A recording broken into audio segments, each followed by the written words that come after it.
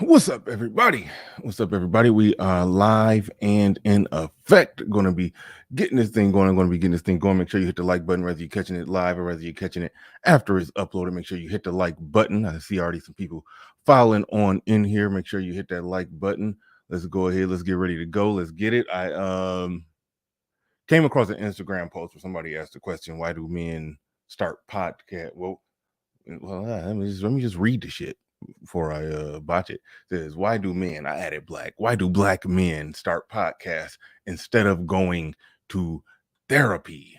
A lot of shade in that statement, a lot of shade in there, but we're going to be getting to that. We're going to be breaking that down. We're going to be talking about that, but let's strap on in. Let's get ready to go. Let's get it. As soon as I find the intro, let's get ready to go. Let's get it.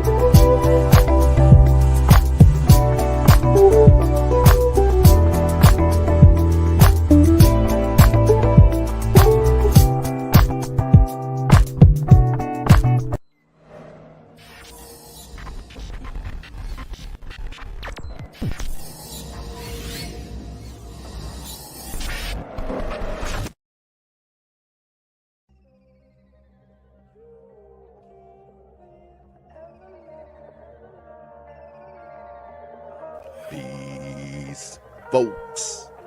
This is X from TPOT Media. Open your mind and wake your black ass up. You know what time it is.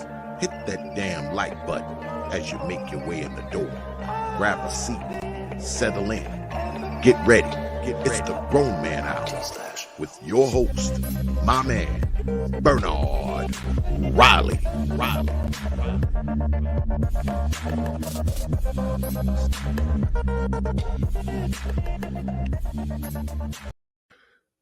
All right, what is up? What's going on, good people? Welcome back. We are in here for another wonderful Friday. Let's go ahead and get this thing started, get this thing going. Shout out to the early bird squad, those that make it in bright and early before we even get things started. Shout out to RM, says hit the like button on your way in. That's absolutely right. Make sure you hit the like button, whether you're catching it live or you're catching it after it's uploaded. Make sure you hit that like button. Uneducated lame in the building. Shout out to you. Pablo Fresco Bar in the building says because it's cheaper. He's answering the title question. Why do black men start a podcast instead of going to therapy? Pablo says because it's cheaper. But you essentially have a podcast, a video podcast. Do you think that you need therapy?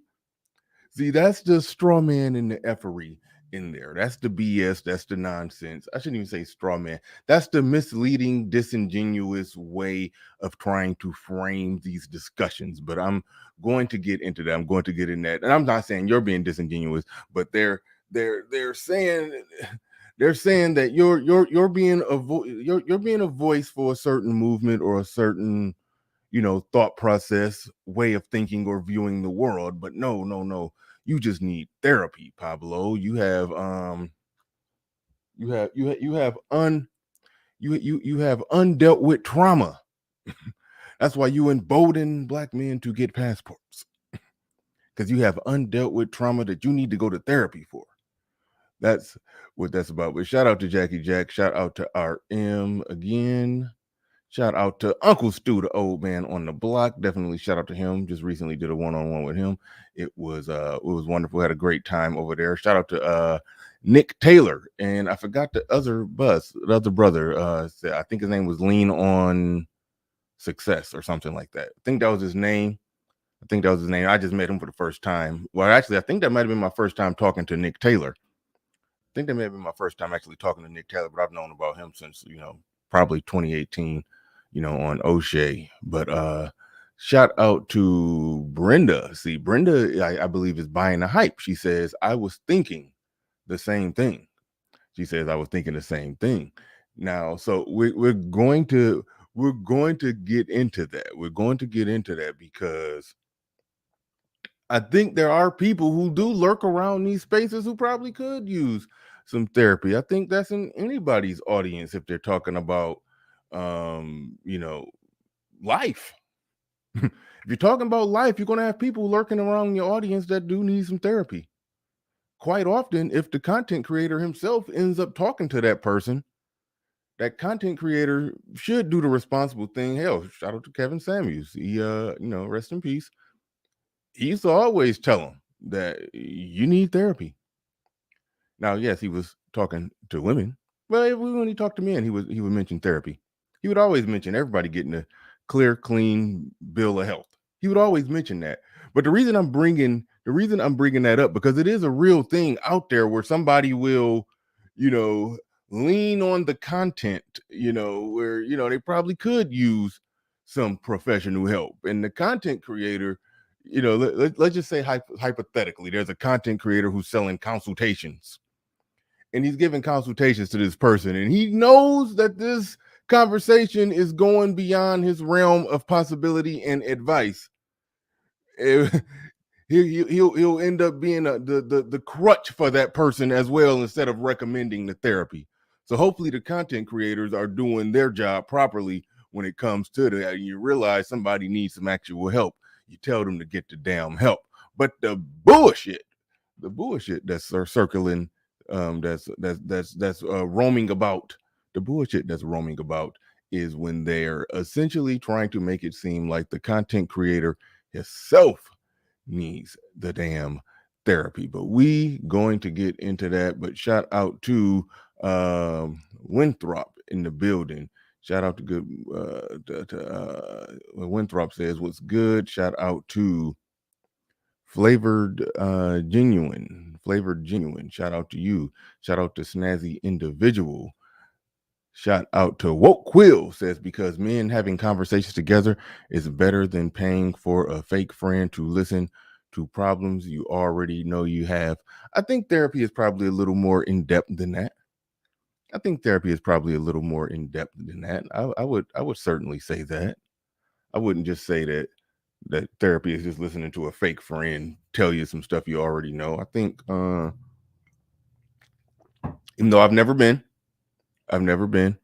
but I do think I'm just having a little bit of faith in that licensed professionals do know how to scratch beneath the surface and walk the person to their realization.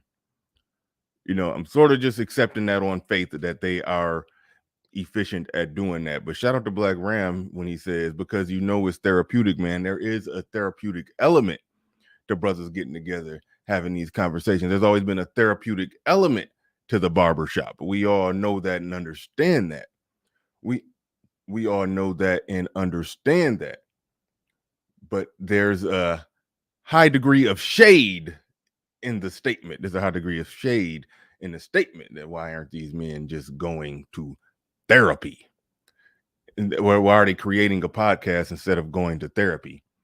They're attempting to make it seem like the person on the microphone, particularly somebody who's doing manosphere or manosphere-ish type content, red pill type content, that is a hurt and broken individual who needs some help. And that's the only reason that he's saying the things that he's saying. Okay, you can say that. And I don't deny the simple fact that you can find an individual who probably does fit that description. But for the majority of the time, when somebody is saying the type of things that we are saying, can you refute the argument?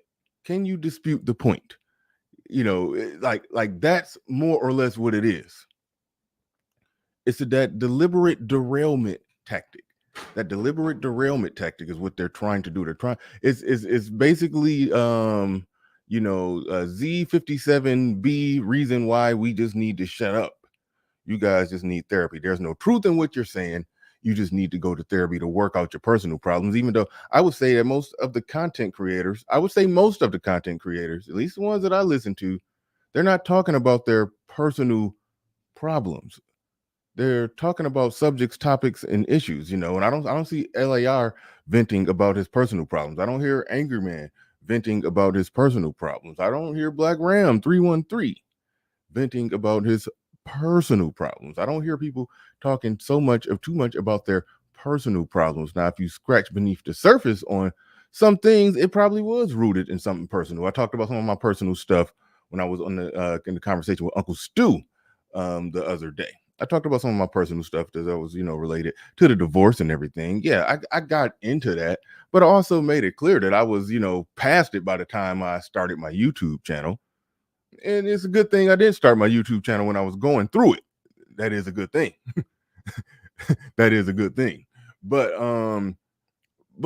yeah, so I always look at it like that. Most of the guys who are talking and speaking, they're not talking from a place of hurt, talking about their personal problems. They're speaking about it more so from the standpoint of being a voice for men, being a voice for, this is actually a website called that. They're speaking to it from a perspective of being a voice for men, even if it was rooted somewhere in the person. The person who's doing the speaking on the microphone is in most cases being a voice for the men. But shout out to Flavor to Genuine,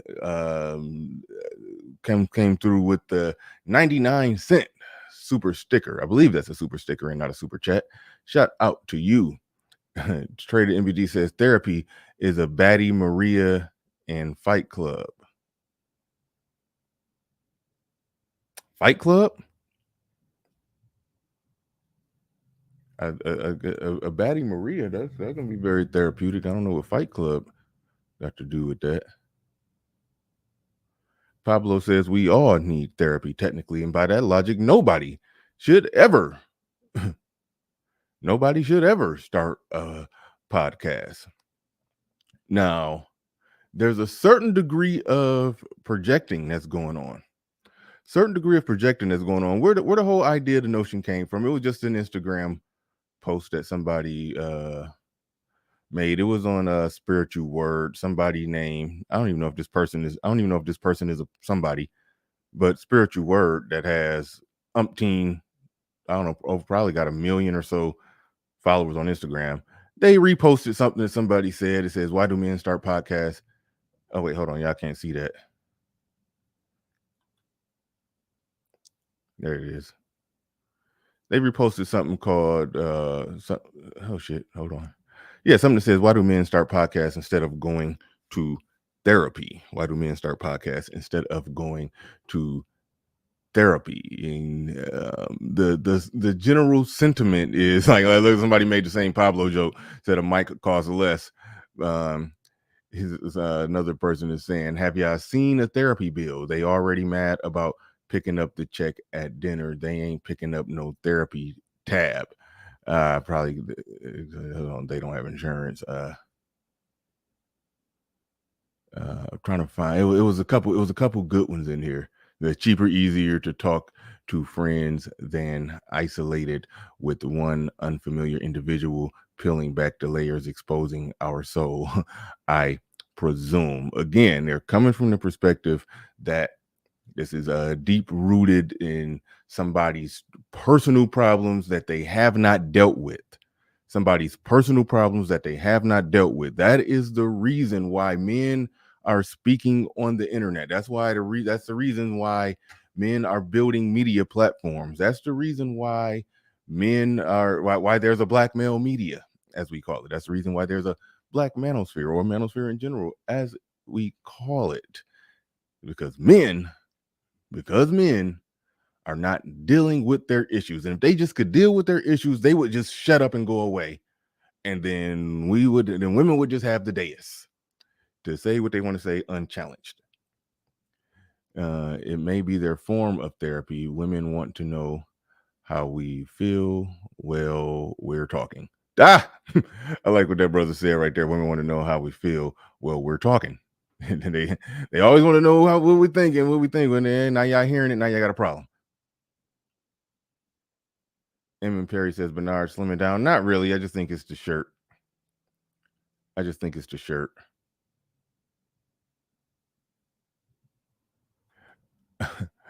Paul Gabe says, you said it, BR. We are just one big nigga. I think there's a great deal of projecting that goes on as well when they say that. Because I do think with a lot of them, it's rooted in their personal, even with somebody like Oprah Winfrey, even though she did a show, she did a regular, a regular TV show that on the surface, it just looked like she was covering topics. But when you scratch beneath the surface, it was rooted in her personal problems as well. It was rooted in her personal problems as well. But she knew better than to get on there and lament about her personal problems. But she just, knew to stay in her frame and be an objective host and do a host on topics that were centering around her personal problems. And I think most people do a good job at that. And that is the way to do it. Nobody wants to hear one person talking about just their personal problem on the internet, their personal problem that's undealt with. But Jaquan in the building says Pinot Noir and a good cigar. Oh, okay, Pinot Noir. Okay, I'm okay. And a good cigar is therapeutic for me. Thank you for the super chat. Do appreciate that. Appreciate everybody supporting the stream. Dark Knight Mentality says this therapy talk is just another way. There you go. He said Dark Knight Mentality is getting it right. Ding, ding, ding. Get a gold star and an A for the day. He says this therapy talk is just another way women gaslight men. Men need therapy because we're not behaving the way they want us to, i.e., more feminine. There it is. Now, MZG says this is our therapy. It's nothing wrong with saying that unless you truly 100% really need some therapy. If you really need some therapy, you shouldn't use YouTube content as your therapy. It could be therapeutic, but it shouldn't be your absolute therapy if you really truly need therapy. That's the difference. That's the difference right there. Al Boogie says the same reason they get BBLs. Holy shit. He says, in the slavery days, black men can't talk to each other. We got to speak through the drums from plantation to plantation. Okay, I thought you was about to wild out. But yeah, absolutely. Yeah, this is the next wave of nonsense, so to speak. The next wave of nonsense, so to speak. But here we go, and here we are. We're going to be digging into that. That's just the main topic. We're going to be circling back into that. But I do got a number of things on the table. One thing that I do want to get, I gotta get this one out the way. Give me 1 second. Hold up. I'm feeling a bit cynical right now, so I do gotta get this out the way. Hold on.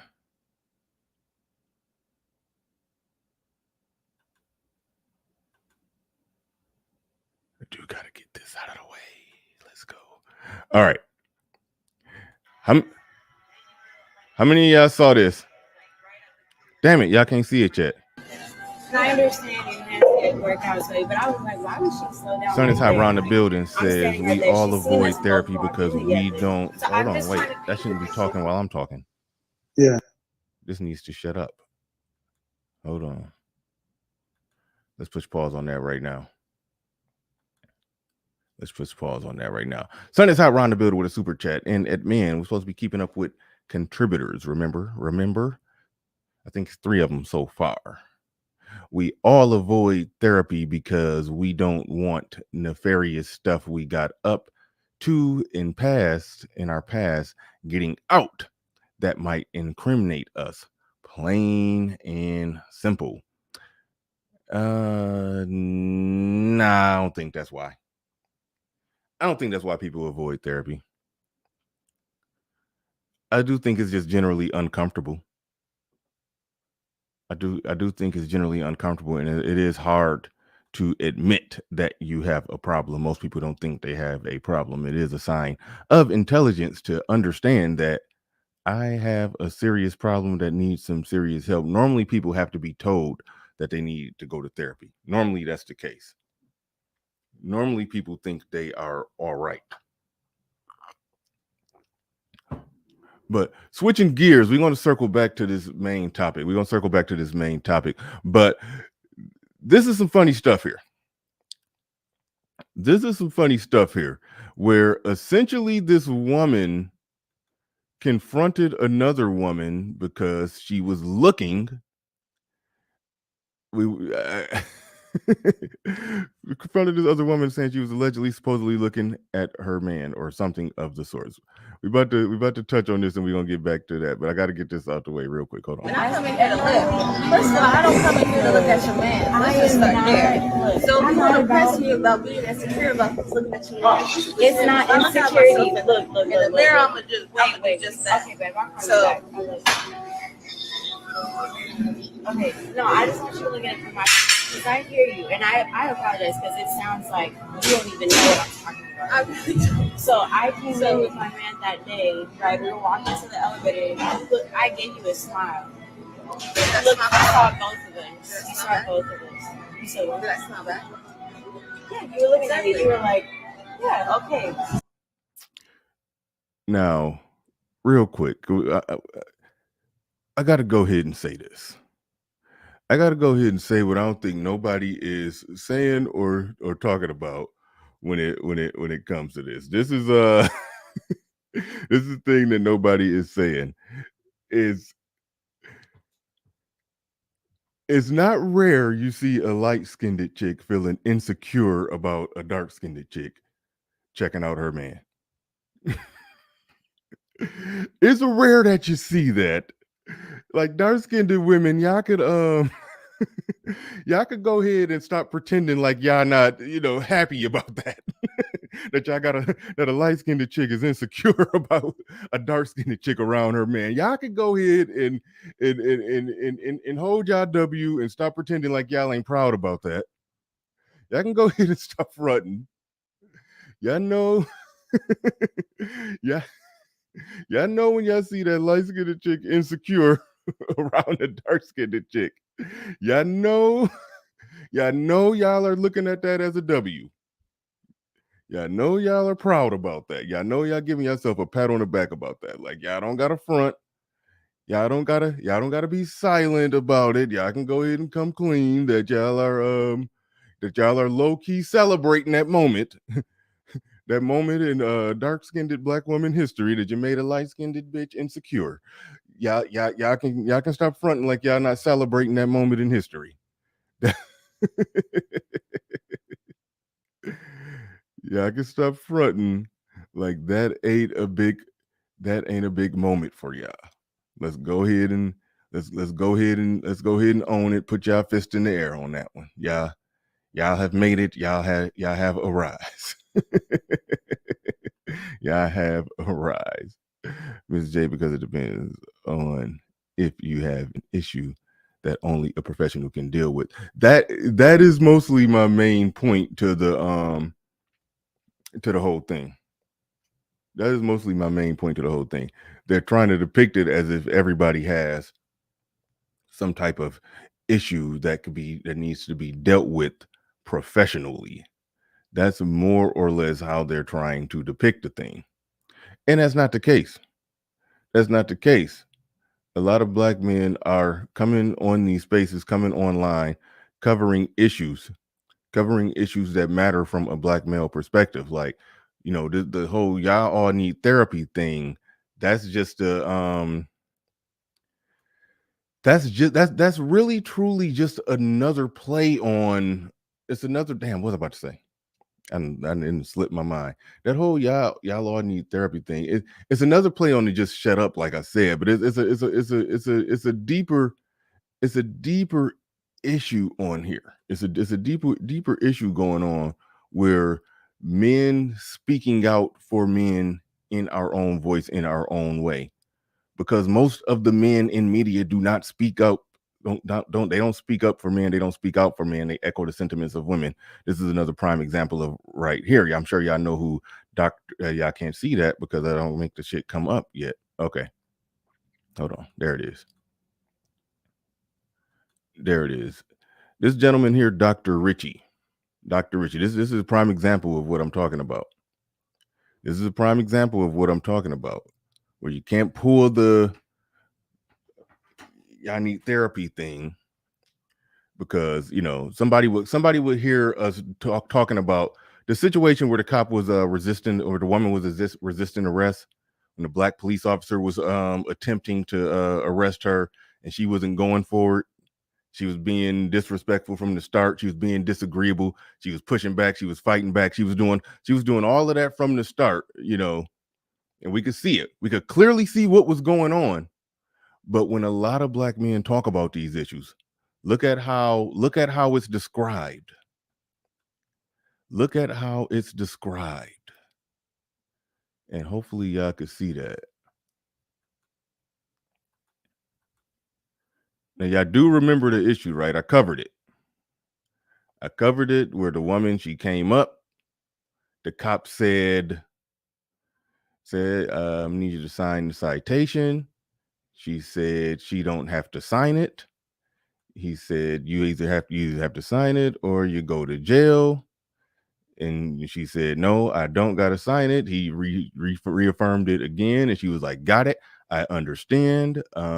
He said, so are you going to sign it? And then she changed the subject. What's your badge number? Asked him what's his badge number for a third time. He's like, I already gave it to you. I gave you my name and my badge number. I did all of that. Are you going to sign this ticket? And then she essentially said no. And then he went to go arrest her. And then after like 40 seconds of tussling around with her, trying to arrest her, she finally said she'll sign it.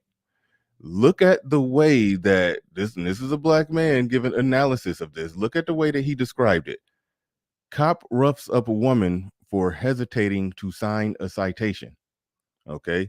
Now, when we come on and give our analysis of these things, they will try to say, okay, y'all hate women. Y'all are bashing women. Y'all have issues. Who hurt you? Who did this to you? Who did that to you? Why are you operating that? No, they will do all of that. Again, it's trying to depict us as some hurt, scorned individuals for speaking up for men in a way that men actually think, because even the majority of men that you see in the media talking about various issues, like nobody's asking him, well, why didn't you just start a podcast? I mean, why didn't you go to therapy instead of starting a podcast? When I see people describing situations like this, cop roughs up woman for hesitation to sign a citation, which that's not what happened. He didn't rough her up for hesitation to sign a citation. He arrested her for refusing to sign a citation. But I would say people who analyze things in the way that this man is doing, I would say he got some uncovered issues that he probably need to get worked out or checked out. Either that or he just flat out lying with an agenda.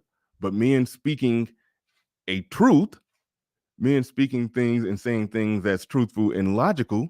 And if it's not truthful and it's not logical, then beat, refute, and dispute the point. But men speaking things that are truthful and logical and making good points, they say that those are men in need of therapy. Those are men in need of therapy. That's how they spin it. That's how they depict it. Dang, that didn't help y'all see that even any better when I put the highlight on there. But hopefully y'all could see. Yeah, hopefully y'all could read that. Cop roughs up woman for hesitation in signing the ticket.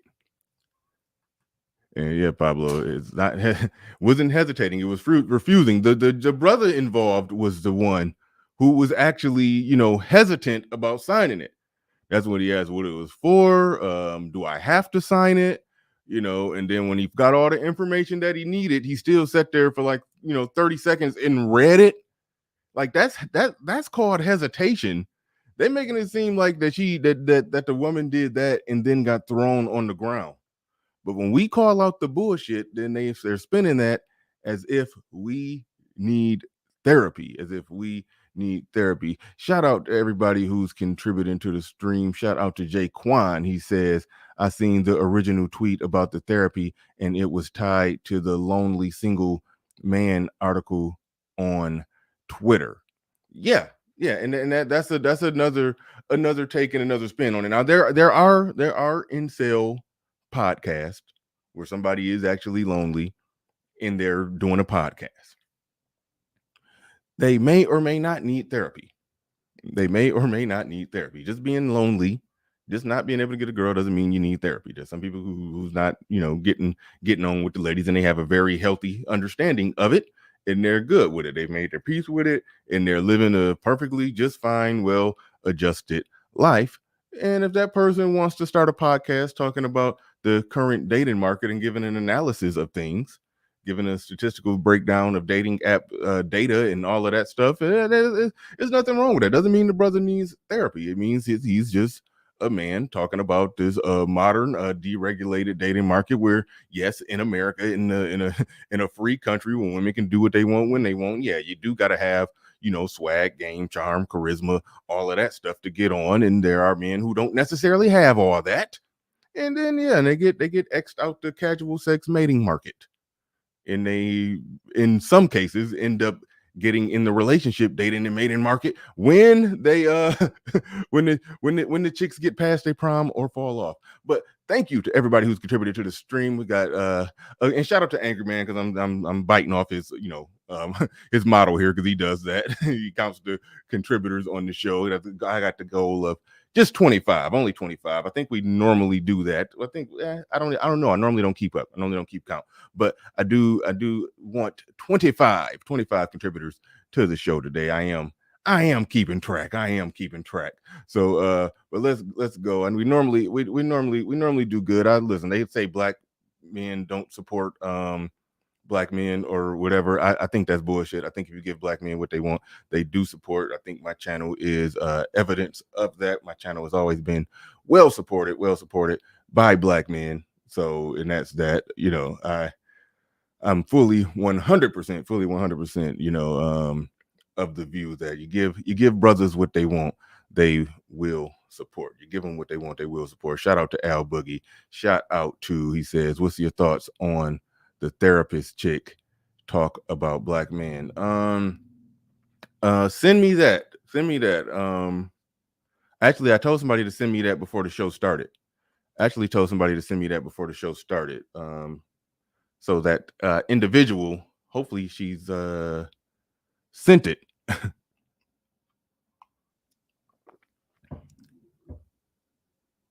Jaquan said, I seen CJ in that thread co-signing that article. Look, CJ the one needs some therapy. Let's just keep it real.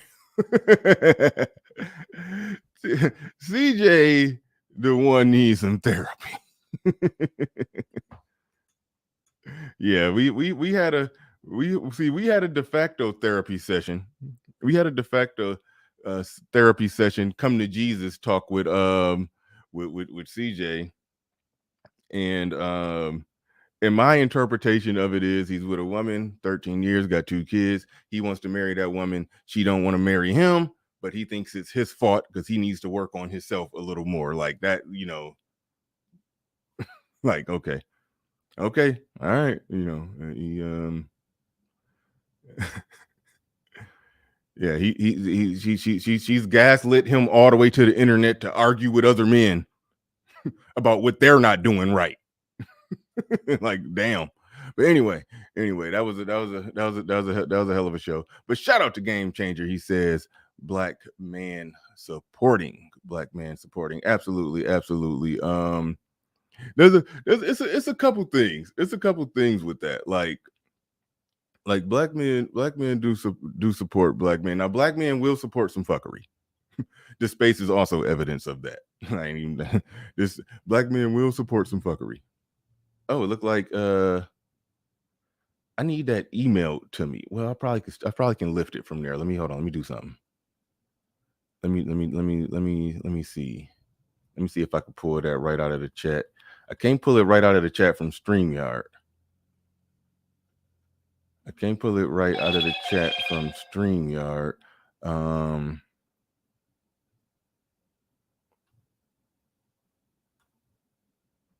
But let me try to pull up that video of the therapist who went. I haven't even seen it. I see GC down there in the chat. I might get, if GC is available, I might get you might get me and Game Changers raw reaction.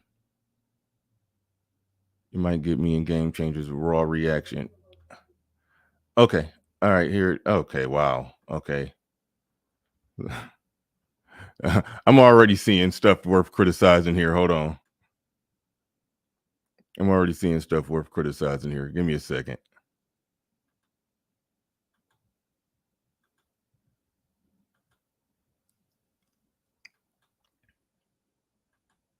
Now look at, I'm here to talk about just look at her. Oh, damn it. Yeah, I can't see it. I got to fix that to where it automatically pops up. Now, this is my first time seeing this video. Damn it. I'm sorry. Yeah, my phone keeps going off. This is my first time seeing this video. So here she is. Here she is.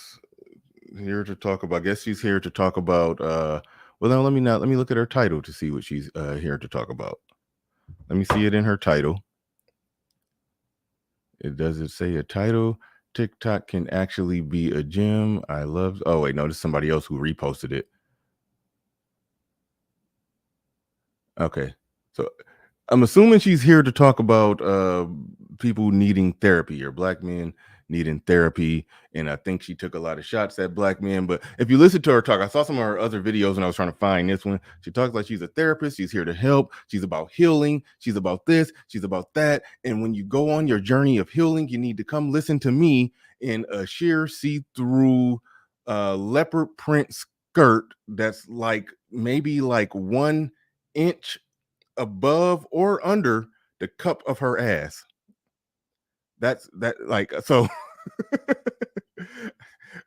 it's like they will be on there. I'm a clinical professional who's dressed like I'm selling pussy, but you still listen to what I'm saying and respect it as if I'm not dressed like I'm selling pussy.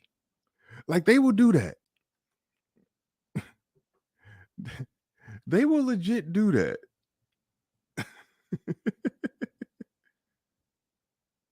Like, am I tripping? Like, I mean, if I go to therapy and she's in a sheer leopard print skirt, that when she sit down in the chair, she cross her legs, I can see her vag. Whatever problems I had, I ain't thinking about the problems. We about to talk about something else. Don't try to talk to me about problems I got going on in my life. And no, we ain't about to unearth no trauma. We not doing that.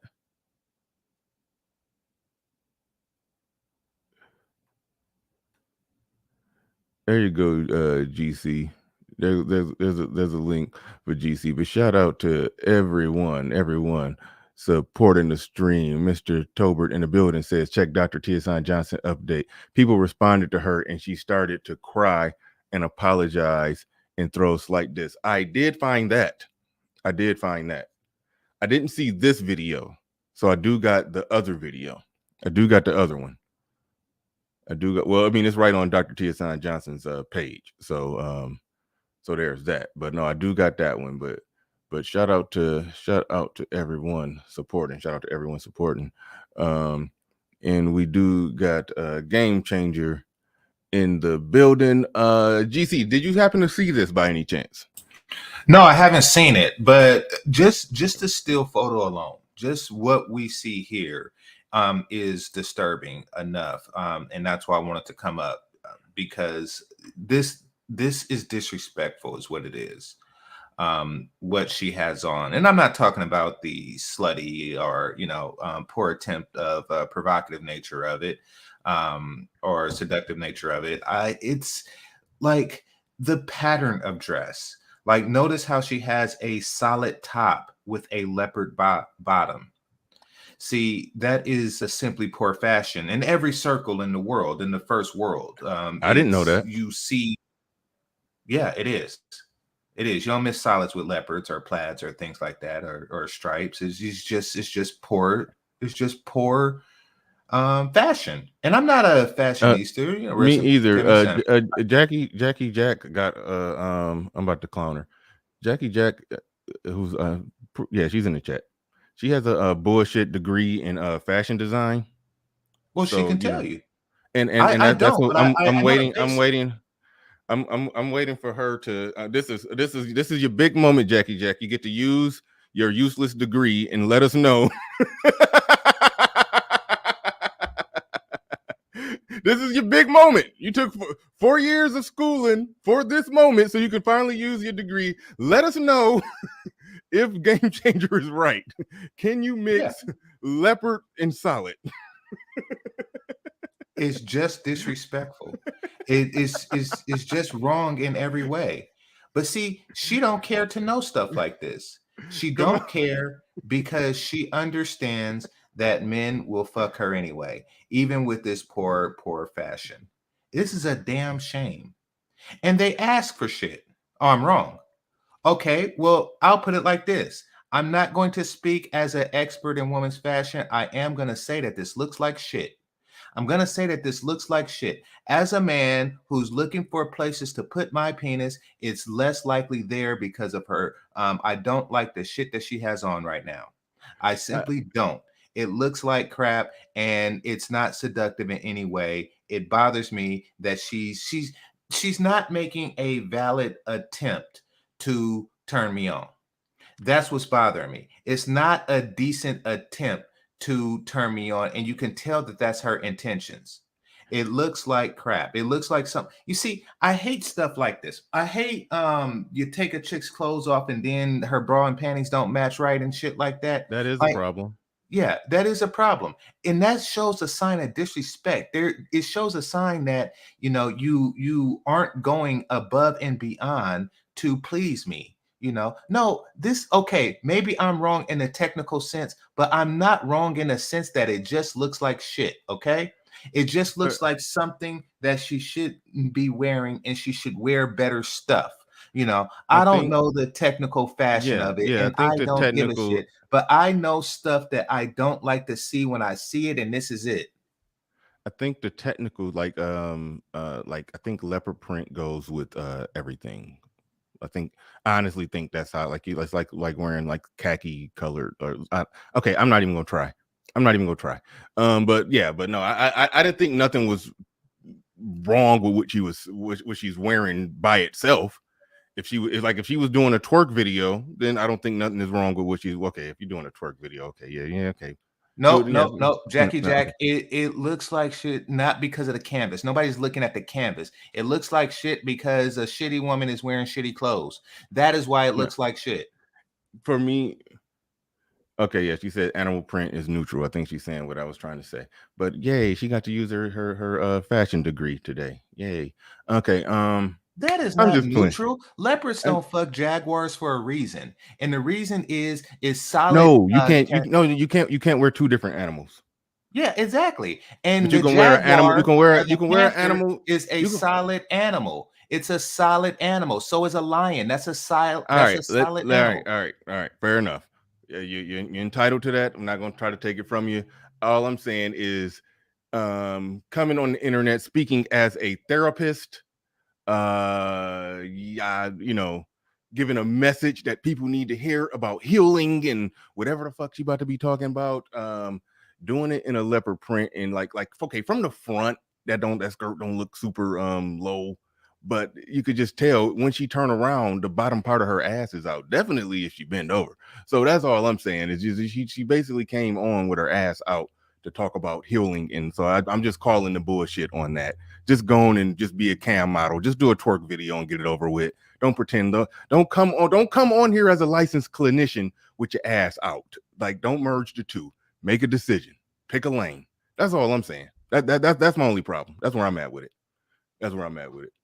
But all right, let's hear what you got to say. And we are joined by Mike, who you covered this whole therapy thing. We'll get into that. We'll get into what you talked about last night. You and your brother did a really good live stream. I sat in for about 30, 35, 40 minutes of it.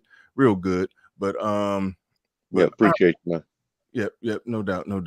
Let's go ahead and get into this. Let's go ahead. I haven't seen this, so this is all gonna be new for me. So let's go. Say you need to expand your emotional vocabulary. It's so your life can be easier. Don't you want to be able to communicate with your bitch? I think yes, right? She's a therapist for real? That's what I heard. No, I mean, I don't doubt it. It's one of those things that they just let idiots get. I don't respect it as a science. I know Kevin Samuels told people to go to therapy. Look at her holding her titties up, Look at her right now. She's holding her titties up to make them look less saggier. That is what she's doing right now. She's trying to hide the fact that her titties sag something fierce. She's holding them up right now.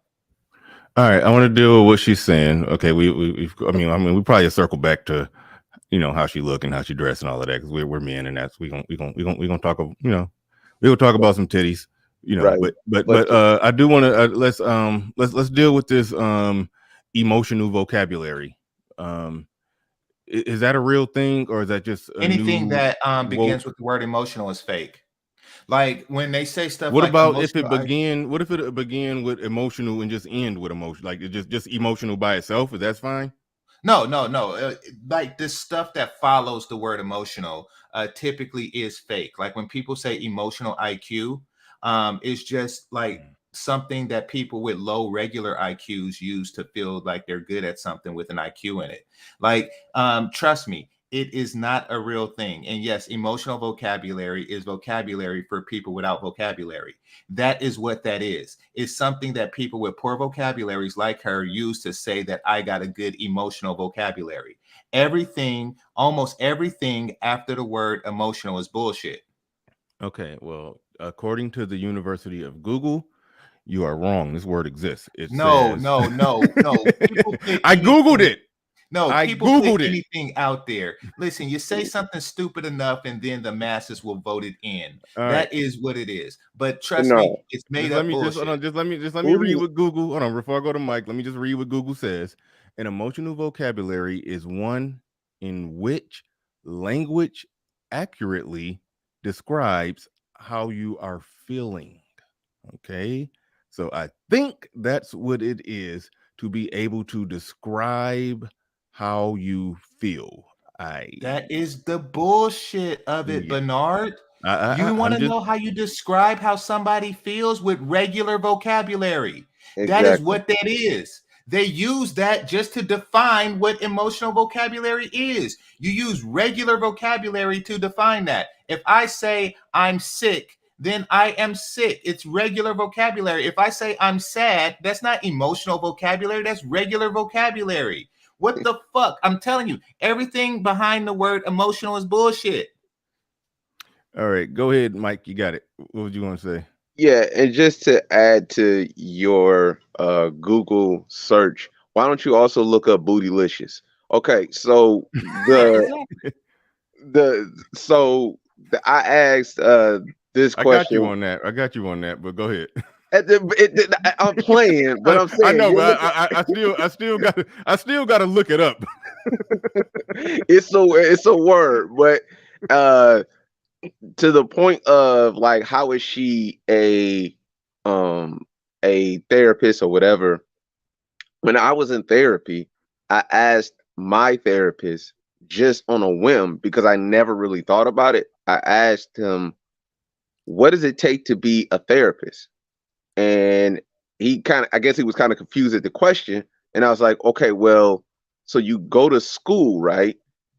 And he's like, yeah. And I was like, and then what? He's like, and then you're a therapist. Like, all you gotta do is go to school. Just like you say, Jackie's degree in fashion is bullshit. Okay, she went to 4 years of school, and then that's it. The same requirement is to be a therapist. So she has poor fashion, this lady, and also she's a therapist.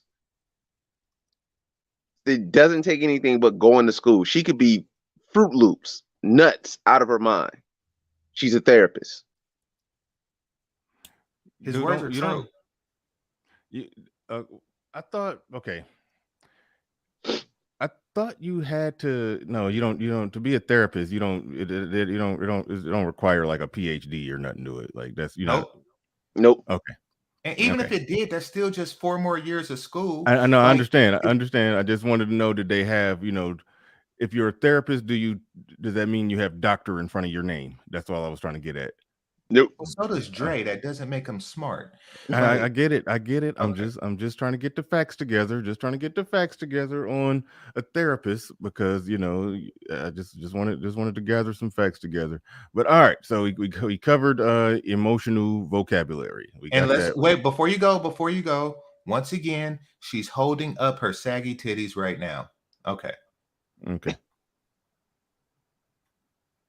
Say you need to expand your emotional vocabulary. It's so your life can be easier.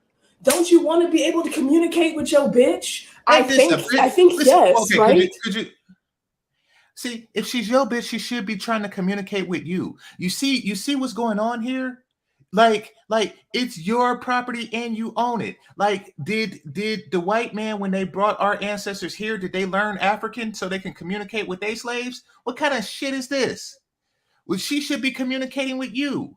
She's basically saying you need to adjust yourself to talk to her, the bitch. Ain't this some you see the type of mind fuck that they try to do, but it don't work because therapy is bullshit? You see that? Well, what you're describing right there is a part of the reason. We'll go back to the title. While they're saying that we need therapy because when we speak our own mind in our own words and we communicate, they don't like what's being said, so they do want you to go to therapy. They want to put you back in that place where now you're learning to basically communicate like a woman on a woman's terms, in her emotions and her feelings and her this and her that, instead of your straightforward blunt way of communicating. So that's really what it is, the straightforward bluntness, and in many cases, most cases, the hardcore truth of a lot of things that men say on their podcast. Yeah, it makes them recoil and say, oh no, we gotta get them, we gotta turn them back into good little boys. Basically, that's essentially what that is. Shout out to Super Turbo in the building. Says, I'm not taking advice from people who look like they bathe only when they're motivated. I'll stick to podcasting. LOL. Yeah. But she bathes only when it rains, and she walks out scantily dressed. Like, no, she bathes only like I think she looks like one of those. She only takes a shower when she's about to get some dick. That's it. She'll walk around funky. If she ain't fucking, she funky, but she'll take a shower before the dick comes. She's one of those. Okay. That's my theory. I just think it's if she's not leaving the house. Yeah, that's sort of a play on that too. The don't shower unless you leave the house, or don't shower unless some dick come to the house is one of those. Yeah. Long gone are the days where you can just shut down. Bitches is not tolerating that. Like, it used to be where men provided financially or with schmeat, and bitches can make their own self come, and we can pay for our own shit. So I'm gonna need y'all to catch up on the emotional part. If a bitch is telling you, I need you to communicate more, open your fucking mouth. But okay, now what's said but not said there is, we can handle man shit in this easy world where we can make enough money to get by in a cubicle. We can go in the air conditioned cubicle. We can make enough money to get by. We got technology that was invented by man, and that cubicle was in a company that was, owned, in most cases by a man. So anyway, so we can provide provide our basic sustenance, running water, electricity, and make ourselves come. So because we can provide those things that men have done, now we need y'all to not be more. We need y'all to be less like men and more like women. We know, we got the man stuff covered. We just need y'all to be some emotional tampons for us. That's basically what she's saying. And furthermore, she says, y'all need to communicate when we tell you to. So basically, this is a power grab. This is basically saying we need you less. And this is what Black women have been doing for quite some time now. We need you less. The need for you is less. They did it when, they started getting careers. And now I guess, because internet has made dick easier to get to, they're basically saying we're going to try to leverage this so we can be a worse bitch while demanding at the same time that you be a better nigga, is essentially what she's saying. This is a power grab. And since sex is largely power, who wants to have sex with a chick that's trying to grab it for herself? So she don't realize the futility of what she's attempting to do, with this thing. And also she overlooked the fact when she said that, that they can make themselves come. She overlooked the fact that we can make ourselves come too, rigorously, and quite regularly. Oh yeah, all the time. Yeah, Right? we've been able to do that, but we never exactly. held it over and over. We never held it over their head. Hey, RM, when I put the link in the chat, but somebody's name is by it, that don't just put a open call in, because I was just really just trying to I was trying to just give it to GC and Mike. It ain't just open. It ain't open mic for everybody right now. No, you good. You was one of the ones who dropped the hard, heavy-handed super chats on me, man. You good. You always can pull up. But sure. So go ahead, Mike. Did you want to say something on that, and then we're gonna pass it to Tan, and then we're gonna play some more of the not so beautiful bean footage. Nah, not on this part. Just let it play. Go ahead to Tan. Oh, and to a homeboy who's saying echo chamber only. No. This is not the link in the chat portion of the show. This ain't the come up and debate portion of the show. This is this is still the opening part of the show. We ain't got there yet. But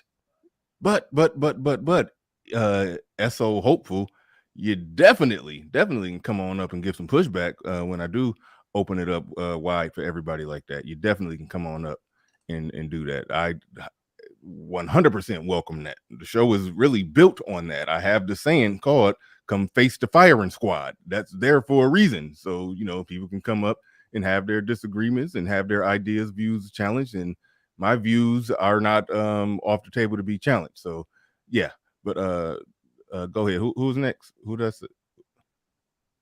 You were talking to Mike and Vince. Oh yeah, I was passing. No, I was passing it to Mike. Did Mike go? I'm sorry, or did I cut him off? Well, the saying it.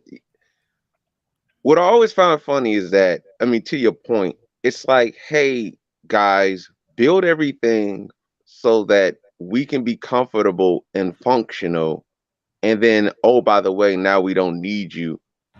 It's like they don't understand the former part. They don't understand the beginning part, that we built everything first in order for them to be like quasi, comfortable or pseudo like independent.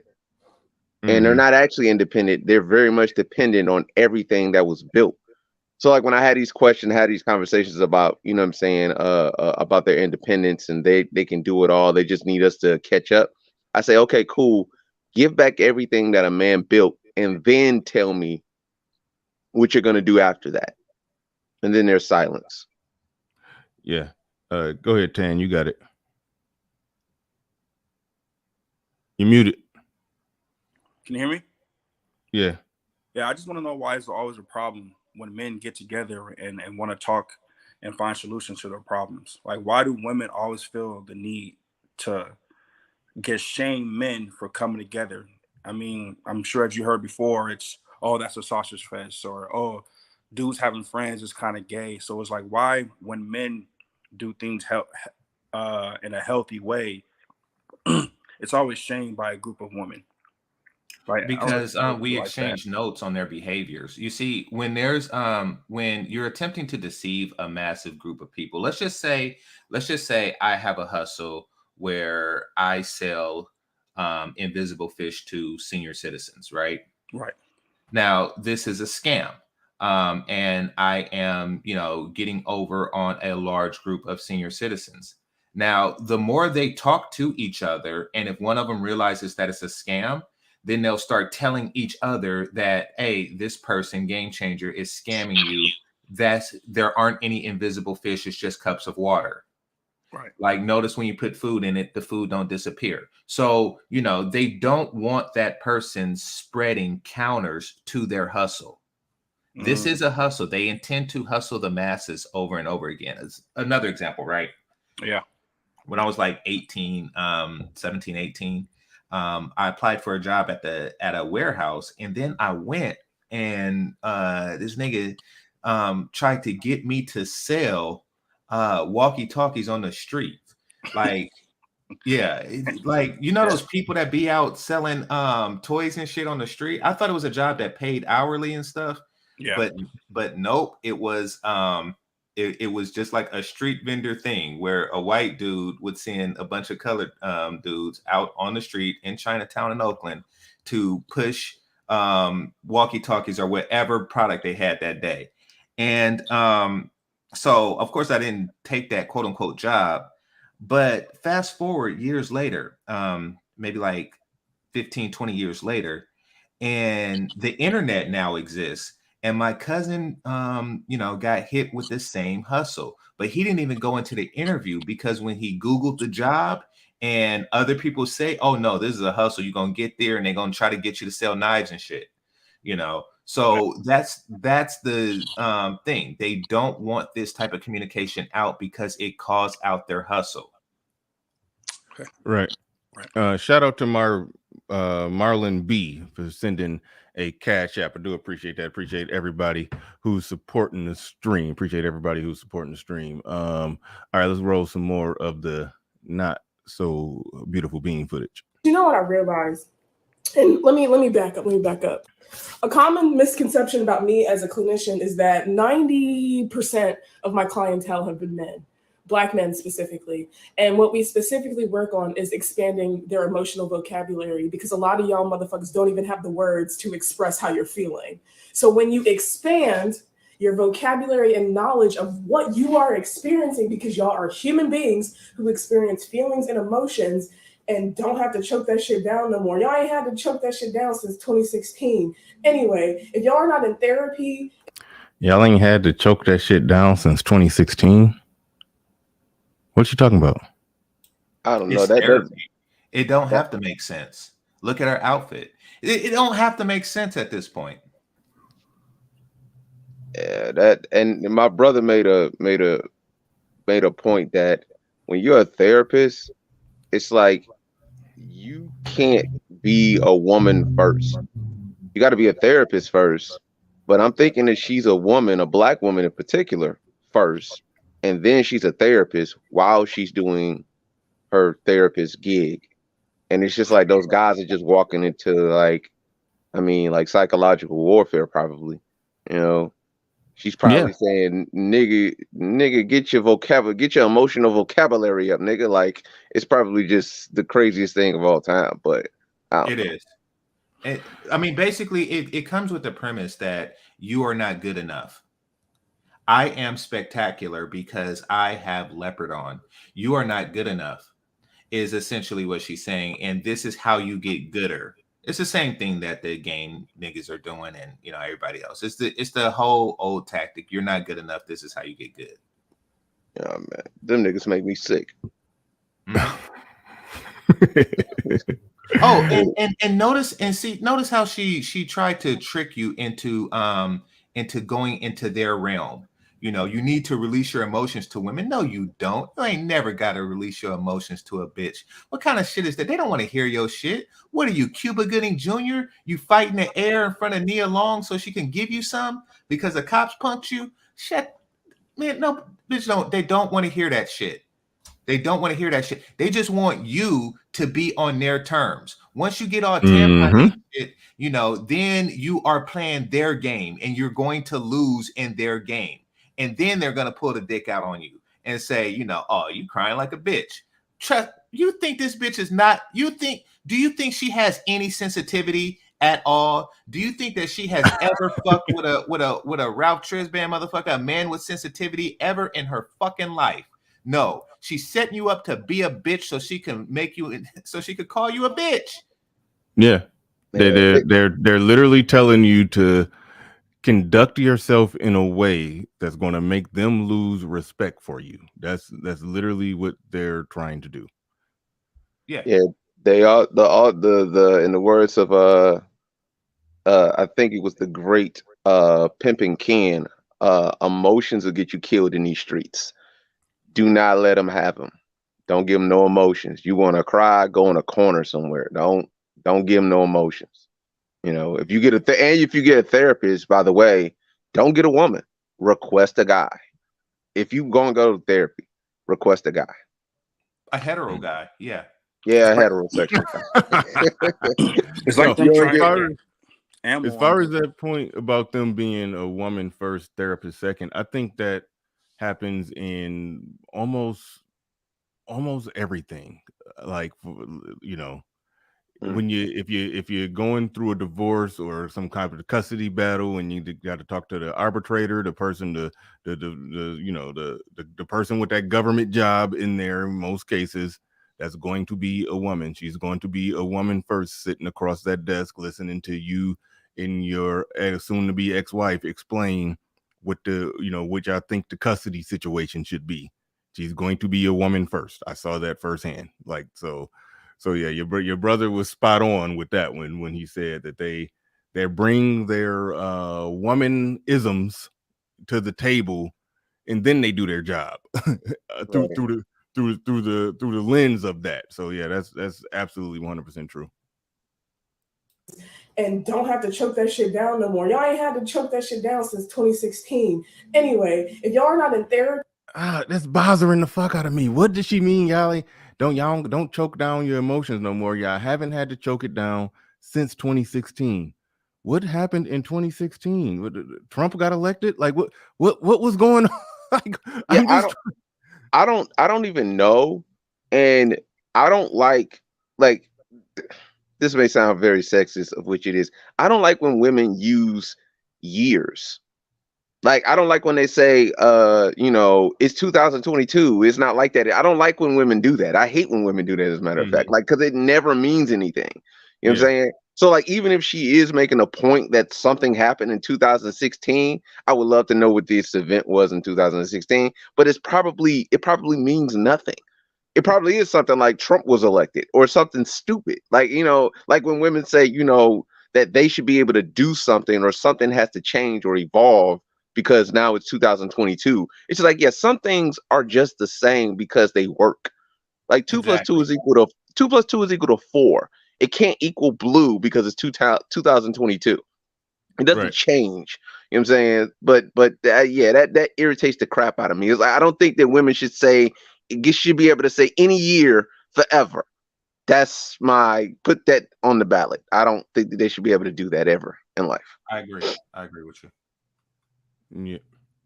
Therapy, expanding your emotional vocabulary, your life just off top is going to be more difficult. When you expand your emotional vocabulary, you expand your awareness of yourself. I told you it was bullshit. When you expand your emotional vocabulary, you understand how you can navigate in this bitch. This fucking weird ass world that is so hard on y'all. Like, let's acknowledge that the world is very difficult for y'all, but y'all are not making it. You see that?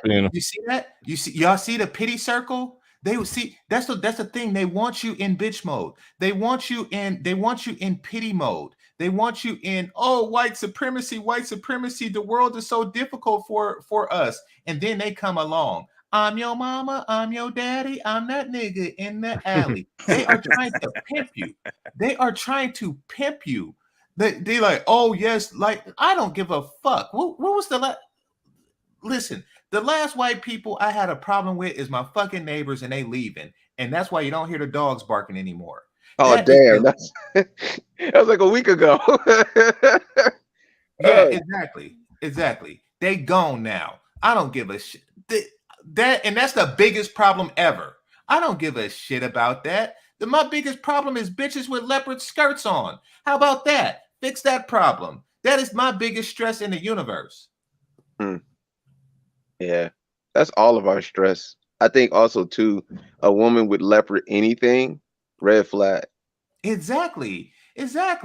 Why she wearing like a used Mexican seat cover, like to cover herself? What kind of shit is this?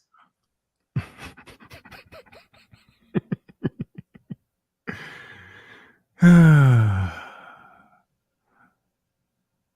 my goodness. I'm sorry. I'm like, a used Mexican seat cover. That was like sexist and racist at the same time, man. GC is amazing. I'm sure. Hold up. I'm sure GC has emotional vocabulary, man. Yeah. He's displaying his emotional vocabulary right now. He really is. Yes. But all right, let's get back into it. Let's get back into it. Any easier, bro? You're not. When bitches are telling y'all to go to therapy, it's not for us. It's for y'all sad motherfuckers. Go to therapy. Talk about that shit that's on your chest. You don't have to choke that shit down no more. Y'all are doing a disservice to yourself. And so let me sum this shit up. Y'all told bitches to elevate our standards. And at the cost of us elevating y'all standards, y'all got axed because y'all didn't elevate either. Bitches are not tolerating emotional abuse, emotional neglect. Step it up. Go talk to somebody. Go service to yourself. And so let me sum this shit up. Is this bitch knock knee? Y'all told bitches to elevate our standards. And at the cost of us elevating y'all standards, y'all got axed because y'all didn't elevate either. Bitches. I'm trying to. It don't have to make sense. What the fuck is emotional abuse? Everything that comes after the word emotional is bullshit. It's bullshit. The fuck is emotional abuse? It's more bullshit. It's like the word duper. It's super duper. It's shit that don't make sense. I told y'all this chick is full of bullshit, and now she's talking about y'all told us to elevate our standards, and y'all haven't elevated. What the fuck is she talking about? We told them to choose better men. We ain't telling them to elevate. Whatever she's saying is off. Yeah, then that's what I wanted to get into. So it sounds like she's really deeply entrenched into the whole YouTube conversation between black men and black women. And she's, so it's funny when you're speaking as a clinician, as a therapist, because I mean, she is in a position, even though, like I said, a therapist really ain't shit, but most people don't look at it that way. So she's in a position where she could speak, from, I guess from like a higher up authoritative position. If she took off the damn leopard print and with her ass out in the back, she could speak from a certain perspective as somebody who's, when I say authority, I'm not saying like she has authority over anybody. I'm just saying an authority on a particular topic. But the fact that she's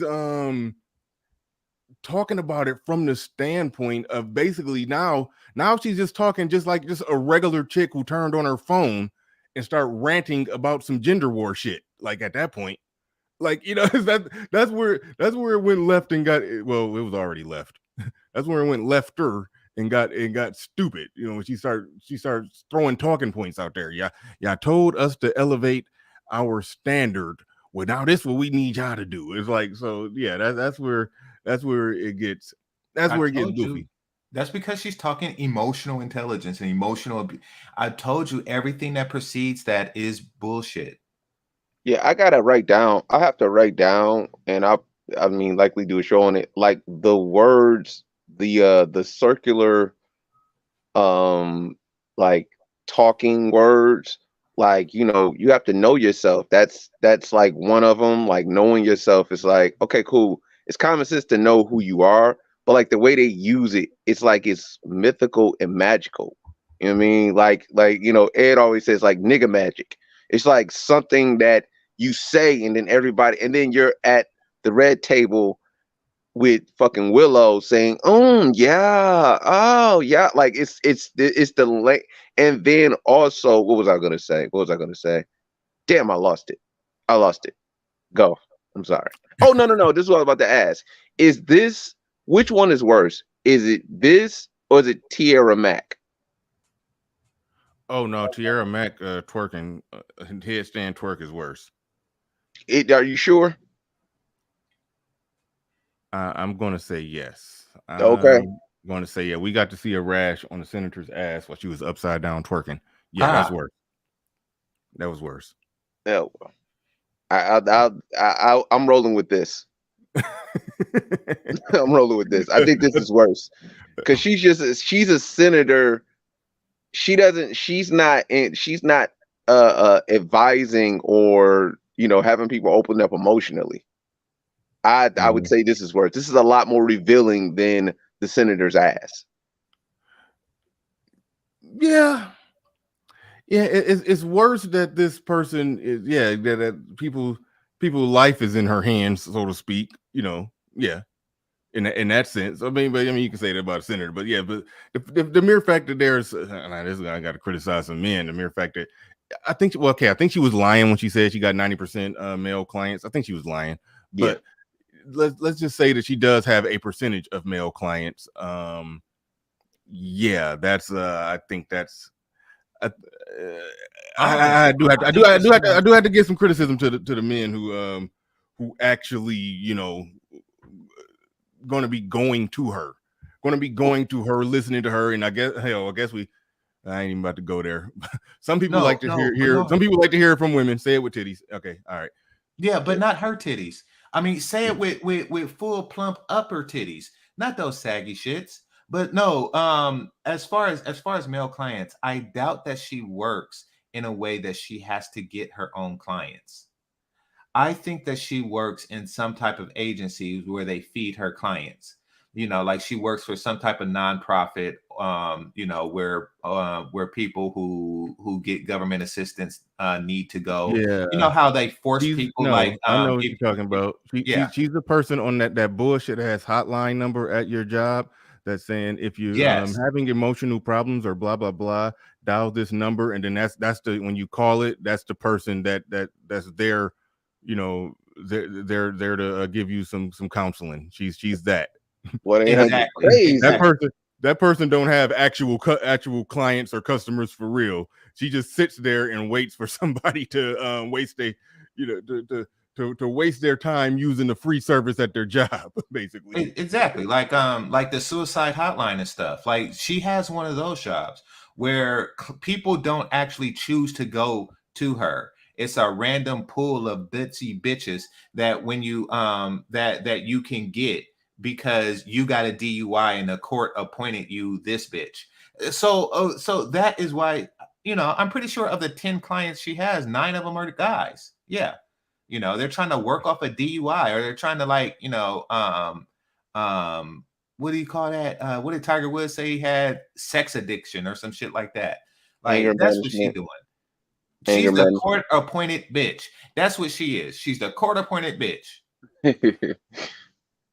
Yeah.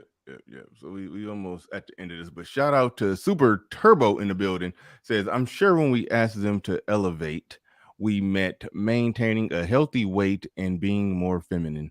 I could be wrong. Yeah, if she's talking about asking them to elevate, I mean, yeah, I suppose that's what she meant by that. I don't know if she meant exactly. If y'all said elevate, I don't know if that necessarily is coming from the same place online where we have, you know, criticized women, but that's why I said it seems like she's responding to that. I don't want them to elevate. The problem is that they elevated too damn much. They elevated their weight, you know, they elevated their costs. They need to de-elevate. You know, you need to go down. That is what Black women need to go down more. Go down in weight and go down to your knees to suck some more dick. Like, do stuff like that. There's no elevation. There's de-elevation is what you need to do. Yeah. No, I get it. I do think now the super chat did make me realize something that when she was talking about elevate, she thought it meant elevate in our careers, and by elevating their careers, it just means be a more difficult broad. Yeah, and lots of ad campaigns and black girl magic parades to talk about how wonderful and how much more they've accomplished than men, which when you scratch beneath the surface, they really haven't. But all right, that's where. No, I see what you're saying. You said she thinks we meant elevate as getting education and making more money and all of that. Yep, absolutely. That's what. And even with that, they still haven't surpassed us, which is funny. So, whatever. All right. 13 more seconds. They're not tolerating emotional abuse, emotional neglect. Step it up. Go talk to somebody. Go expand your emotional vocabulary so your life can be better, bitch. Damn, she just called men bitches at the end of it. Yeah, pretty much. Yeah, I don't tolerating emotional abuse, emotional neglect. Step it up. Go talk to somebody. Go expand your emotional vocabulary so your life can be better, bitch. All right. Go in peace. You know what? I just jokingly said to myself, and when she get done, she gonna twerk. I literally just said that. When she get done, she gonna twerk. And god damn it, she didn't disappoint. She didn't twerk, but she turned around and smacked her ass. And you see, she don't have no ass. To make matters worse, she don't have ass. Notice where does the leg end? Where does the thigh end and the ass begin? To make matters worse, she has no ass. No, that is a direct insult. Just the fact that you wear something that's meant to show ass and there's no ass to be seen really says something about you. You do not realize your shortcomings. You don't realize that your tits sag too much and you don't have an ass. To top everything off, and you dress like you dress. Everything is wrong about you, miss. That shit look like a lampshade, man. How that shit sitting on her. Oh, wow. Yeah. There's no ass there. The line that divides the ass and the thighs isn't there. The cusp, there's no cusp. There's no ass cusp. None. There she go. Woo. There's nothing to bite. What the fuck is this? Yeah, she's also like if I was just a guy looking at this and I had no point of reference, am I doubling? I'm sorry, elevate your titties, bitch. They sag too much. Elevate your titties. Elevate the settings on your bra 10 years ago so they wouldn't sag so fucking much. And now look at you. She talking about therapy. Look your at her ass back. is upper than your titties. Everything is wrong in this situation. Look at her back. Look at the back of where her man. I want to clown her so bad. Just look at her background. Like, bitch need therapy and cleaning up. Oh damn, yeah, exactly. Yeah, that's what I was gonna say. Like, go ahead. I was gonna say, like, doesn't it look like she needs therapy? Exactly, she do. That's why she went there. She was hoping to get therapy on herself. Like, she was hoping that she could cure herself from being an ugly bitch. That's what she went to school for. Yeah, I don't think. I mean, well, I'll do this. I don't think she's ugly. What? I don't think she's ugly. Okay, I'll put it like this. GC. I'm not. Okay. Hold on. I'm not saying I'm walking around with her holding hands, saying, "Hey, this is my lady." I'm just saying, let's not say ugly. Okay, I'll agree with that. Let's just say she didn't maximize her genetics. No, she minimized it. She minimized it with that outfit. She minimized it without brawling her titties at a younger age, and she minimized it by showing off her ass without having an ass. You don't show off the stuff you don't have. That's what you don't do. If you are not an off shirt nigga, don't walk around off shirted. If you are not some Steph Clean Scale 6-pack nigga, then you wear a wife beater like I do. Like, that's as naked as I get publicly. So yeah, you don't highlight your shortcomings ever. You know, she highlights her shortcomings, which means that she's not maximizing her beauty. She's not angling her shit right, and she's not cleaning up her messy ass room. So she's wrong in that regard. That's what's ugly. You know, she is as ugly as her genetics can make her. Yeah, agreed. Agreed. All right. I wanted somebody to send me the exact video, but I think this is it. Oh, no, I don't need nobody to send it to me because I forgot. Well, this is one of them. Hey, Bernard. Yeah. I got to bounce, man. I got a 10-hour tattoo session. But GC, man, can me and my wife hear you say be a better bitch? That shit be funny. Wait, you say your wife hear me say that? Yeah, bro. She be laughing. She laughing right now. Can you say it, GC? No, that's because I came home one day and he just said that to me. Be a better bitch, especially if you're married. He would appreciate That's it. my life's motto. Okay, that's what's up. That's what's up. Hey, All you right, tell man. Biz? All right, bro. All right, catch y'all later. All right. Yeah, later. All right. Peace. All right. I think this is the one, even though Dr. T.S. Johnson actually had a better, well, I think he had the full clip of this on his channel. So I probably will do better to just go directly to that. So actually, you know what? I'm going to do that. I'm going to go to Dr. T.S. Johnson because I know right now I'm on her page. So yeah, I'm gonna go right to Dr. T.S. Johnson's YouTube channel because he had a nice uninterrupted full 5-minute clip. And so yeah, I'd rather use that. So let me take that down. Is this the same chick? Yes, this is the same chick doing a reply because I guess she took some criticism for that one. So now she's doing a response. And I haven't seen all of this either. I think she's doing an apology of some sort. No. An attempted apology, I think. Was it for the outfit or was it for the calling men bitches or which one was? I'm not 100% sure. Because I listened to some of this, but I hadn't seen the first video yet, so I didn't know the full context. But she took off the leopard print. Look at what she got on. What the fuck? Why does she look like she steals clothes out of people's laundry? She looks like she goes to the laundromat just yoinking people's shit. What the fuck? She looked like she jumped into the hamper and whatever falls on her body is just there. Exactly. Like she just pours the hamper on top of her head. Yeah.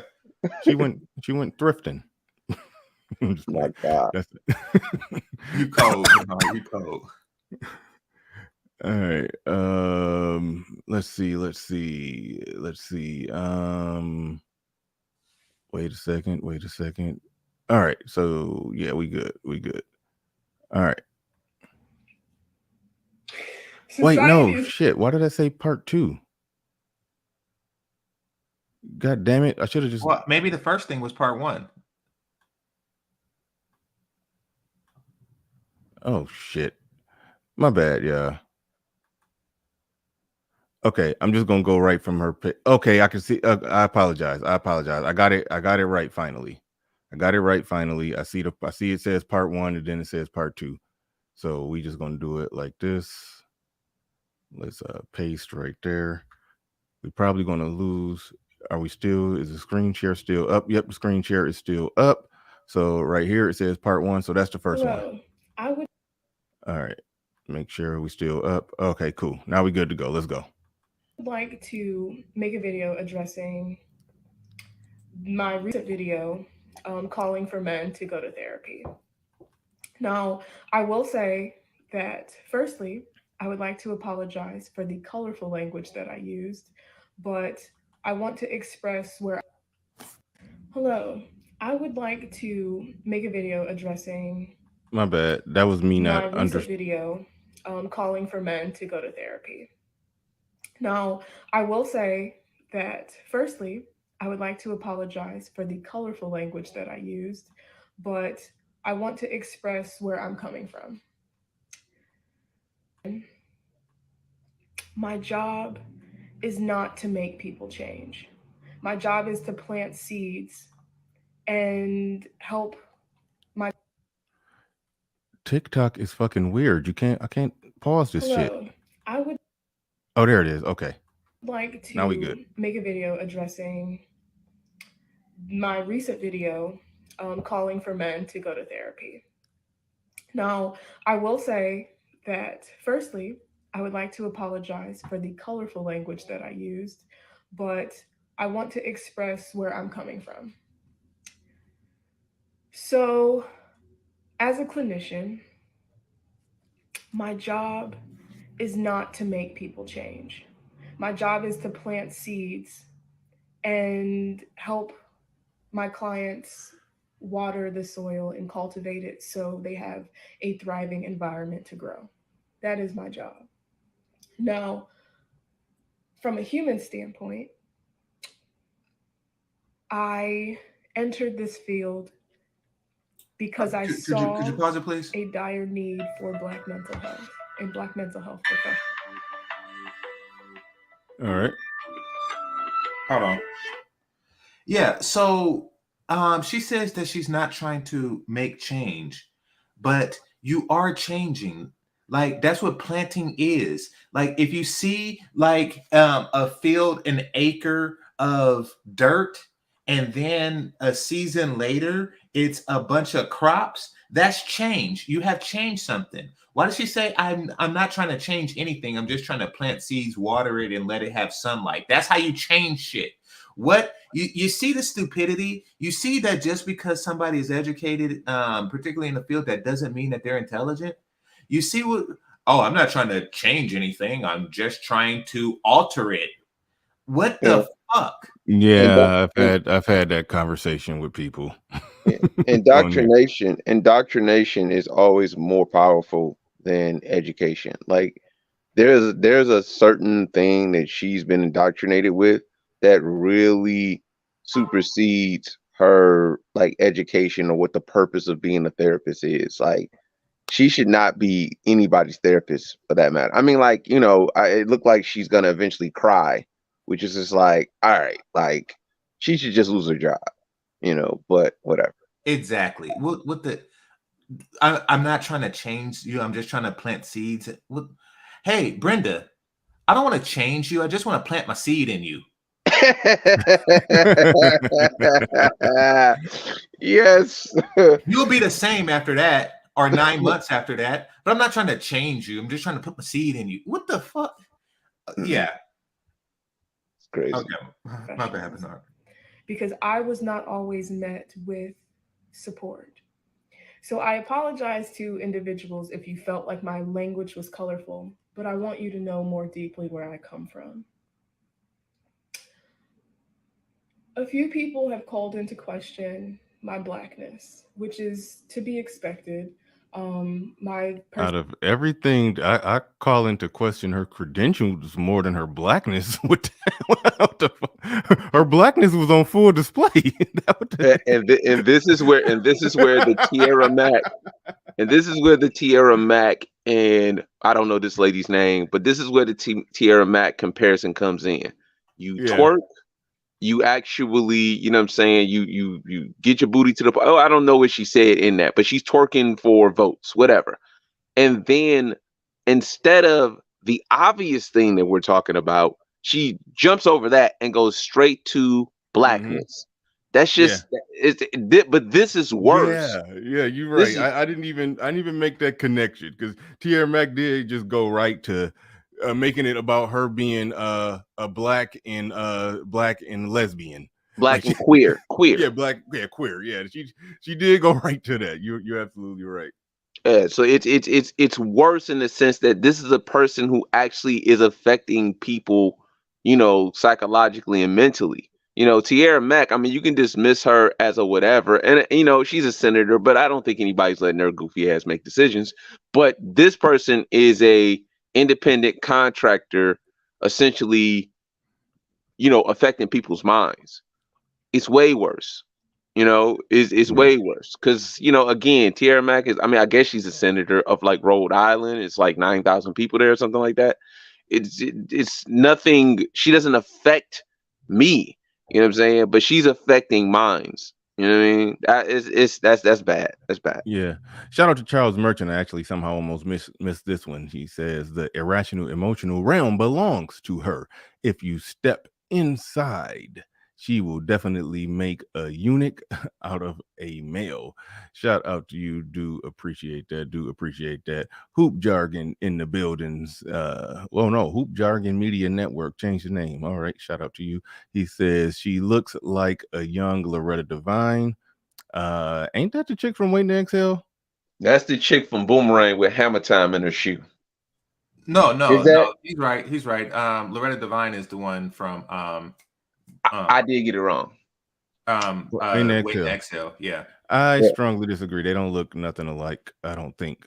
Maybe The if I see eyes. it It's zoom the in. eyes. Okay, yeah, you might be right on the eyes. They probably do got the same Yeah, I eyes, see but it. overall, they okay. If y'all see it, I'll let it ride then. Okay, whatever. Y'all see it, but I didn't see it. But Mike is right that the eyes are the same. But 15 people have contributed today. Shout out to everybody who's contributing, and shout out to Anchorman because I am biting his swag right there with keeping count of the contributors in the down there at the bottom. But shout out to everybody who's contributing to the show. The goal is 25. Appreciate everybody who supports the stream. I always say it is some nonsense when they say black men don't support other black men. I do believe you get the people what they want. They do support, and my show has always been supported. So shout out to all of you. I do appreciate it. All right, let's roll. Personhood is questioned quite often. I chose to go into mental health because only 4% of clinicians are Black, yet there's 13% of Black individuals in America. So there's already a huge disparity. And I have made it my life's work to help fill that gap. Now, where my frustration comes in is I called for individuals to do better, but then my job got doxxed. I understand that people may not agree with my delivery or the things that I'm saying, but a major boundary has been crossed. I'm so passionate in my words because. Okay, yeah, see what's going on there. So now she's putting on her. No, yeah. Well, real quick, she's putting on the victim thing. Well, okay, I hate when they do one thing and then they try to describe it as something else. She said something along the lines of, "I called for individuals to do better for themselves, and then my job got doxxed." No, people probably doxed your job because they wanted to know. Or by I think what she means by that, people basically was calling her job, basically like, yeah, you do know you got an employee calling, basically acting like the typical ratchet chick on the internet and lifting up her leopard print skirt and smacking her ass while telling people they need to come go to therapy, bitch. Like, yeah, that's worthy of that. But it's not. Well, but it's not really doxing if it's something that she made public. Her job can just see it. Yeah, like, I think she got the definition. I think she got the definition of doxing wrong. She meant people called her job to report how fucked up their employee is. But I don't even think that. Okay, first of all, I want to point out that I was right because she has a job. You see, she's not like a regular therapist where they build their own clientele and they work for themselves out of like a strip mall or something like that. She's not one of those. She actually works for a nonprofit looking like a damn fool. That's why there's people at her job. That's why there's accountants and there's other counselors and stuff like that. She has a job and they like look at this fool, And of course, all it takes is one. It's not doxing. All it takes is one person at your job to see you smacking your ass in a leopard skirt, and they're gonna be like, "Oh shit!" And then it's gonna pass around the office and eventually get to your boss. If the boss didn't see it directly, nobody even had to call her job. And then it's a viral video, right? And then also, what happens is like usually your social media clause. If you are not associating yourself with the job and you do stuff like this, there's almost like a gray area, whereas they can be like, Mhm. okay, she hasn't associated herself with the job. But when you associate yourself with the job and then do this in the name of your job, then it's like, well, nobody has to dox you. Your name is your name, and you're doing this, and we can see your face. Like nobody has to. You did everything for us. You did all the work of doxing yourself, you know, and then she did it in the name of her job. You know, it's like, well, you now you're fired. You know what I'm saying? Yeah. But Like I look at it like this. Let's just say if Leroy and Tyrone's trucking company, you know, and they got in all their trucks that say Leroy and Tyrone Trucking on the side of all their trucks, and you look and you see one of their drivers, you know, taking a shot, taking a little swig of like a little half pint of Hennessy, and then pulling off to go to go drive. You know, a part of me, you know, I don't want to see a brother get fired. I don't want Leroy and Tyrone to get shut down. But I can't knock the good Samaritan who says, hold on, if y'all got people drinking while driving the truck, I can't knock the person who reports that. I don't like to report shit like that. I don't. But it is technically, especially if it's something as dangerous as like I said, drinking and driving, something like that. Yeah, you do got to report it. But a damn clinician who people are putting their mental health and well-being in her hands. You know, yeah, if she's behaving like a mentally unstable person on the internet, yeah, that's worthy of reporting. You know, I'm not that dude that reports stuff. I don't you know, I don't do it. But for the people that like to, you know, run tail that, yeah, that's a run tail that situation. You know, it is what it is. It is what it is. Shout out to David Johnson. I gotta hit you up. Gotta get you back on here. But yeah. Well, So, I right, want to point out like her code switching, because I think that this is very important. That brothers really need to take note of. You know, you're corny, you're lame, you're a white boy if you code switch ever in life. They code switch all the fucking time. Mm-hmm. And then talk about how you can't make it in corporate America and they can. Do not fuck. She is now code switching because she knows that white people are watching. You see, you see what she displays for them versus what she displays for you. She displayed her non-existing leopard ass to you, and look at how she behaves when, you know, the people who write her checks are there. Just saying. When giving a message, look at how humble she is. Look, she actually has her hands folded in a polite student fashion.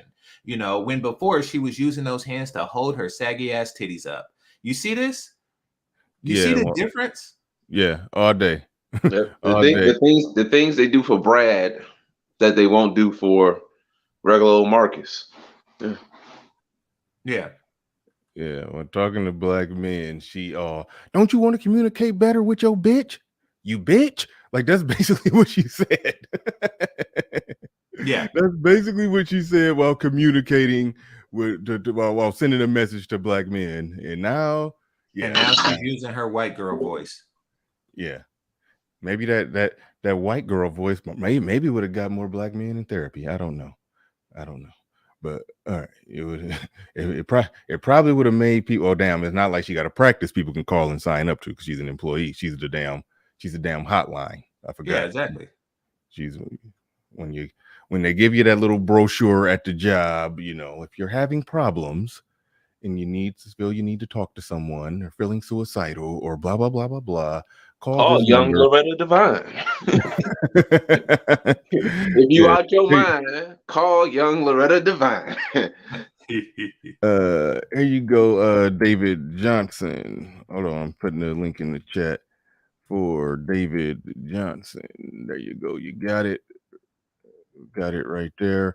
And also, big shout out to who we got here. We got Joe Ethereal came through with a hardcore heavy-handed $50 cash app. I do appreciate that. And Mr. C, I almost said something else.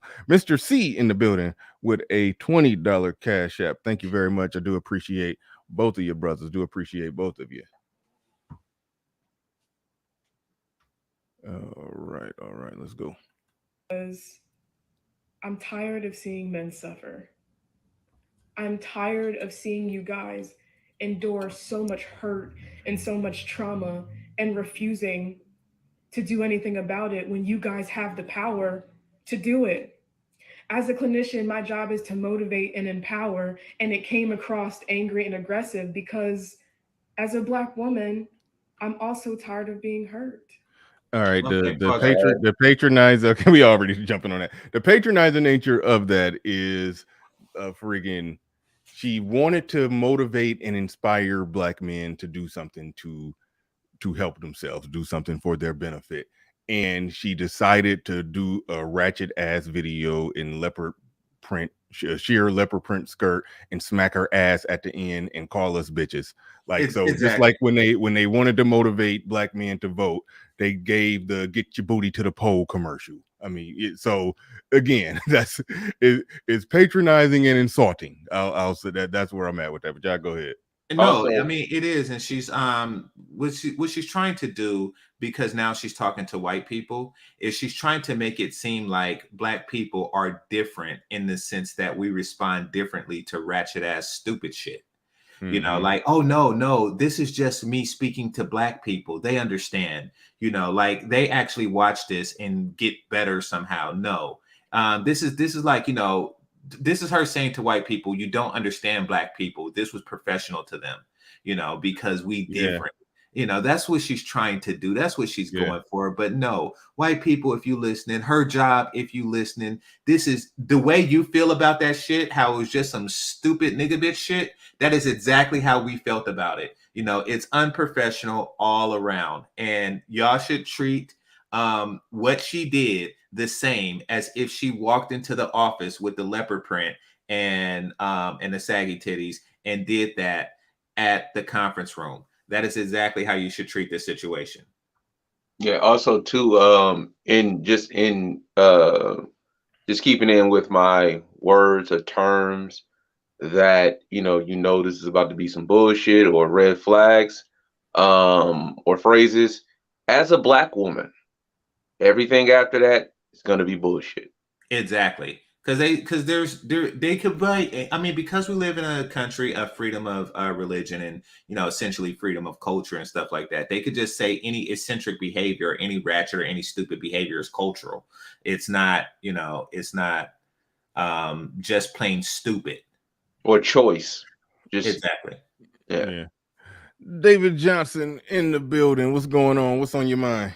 Salute, Bernard. Salute to the bros on the panel. I like to say that all you gentlemen were, everything you guys have said, I totally agree with. Spot on. GC Cloud, GC, you know how we do it. Players know the game. So salute to all y'all. Everything y'all said have been spot on. First, I like to say, manipulation. And just in case anybody didn't hear me, manipulation. And y'all let me know if I'll go in and out because I'm by the airport, so the airplanes throw my signal off. The point I'm making is before we, because there is some logic I do want to address with this topic. I think it's a great topic because I've actually entertained it. But from her point of view, everything she's doing is just manipulation. Like get some therapy, bitch. Who really thinks she cares about Black men's mental health if her response was get some therapy, bitch?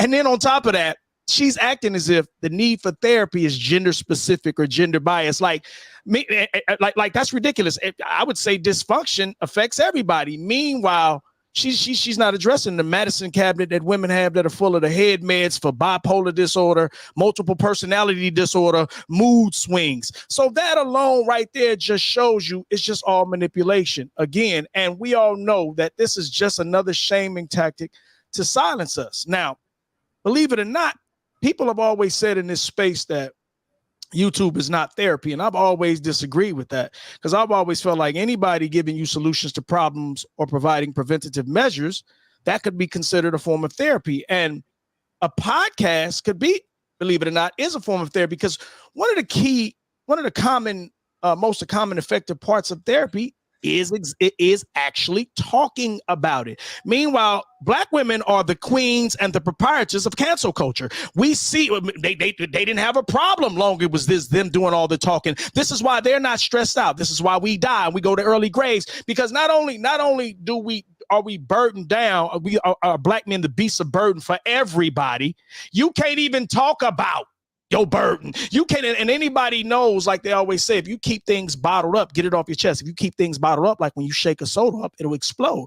Meanwhile, they're shaming us for talking. Meanwhile, there's a million podcasts that are popping up that make no mistake that everybody, thanks to us, people are feeling more free to say things. If I off topic right fast, like I'm gonna come right back. I ain't gonna go too far. Go ahead. I didn't like when Mr. Let Go. I know you had him on here the other day, and he was a guest, so I respect that because I respect my bros. But I didn't like when he threw that little weird gesture, whatever that little condescending comment he made about us, because I'm like, bro, we are the reason that most Black men are even speaking at this point. I don't care what you say. I know for a fact there was no men talking like this before us. So for most parts, we know there was Mr. Let Go included. Yeah, exactly. Thank you. Exactly.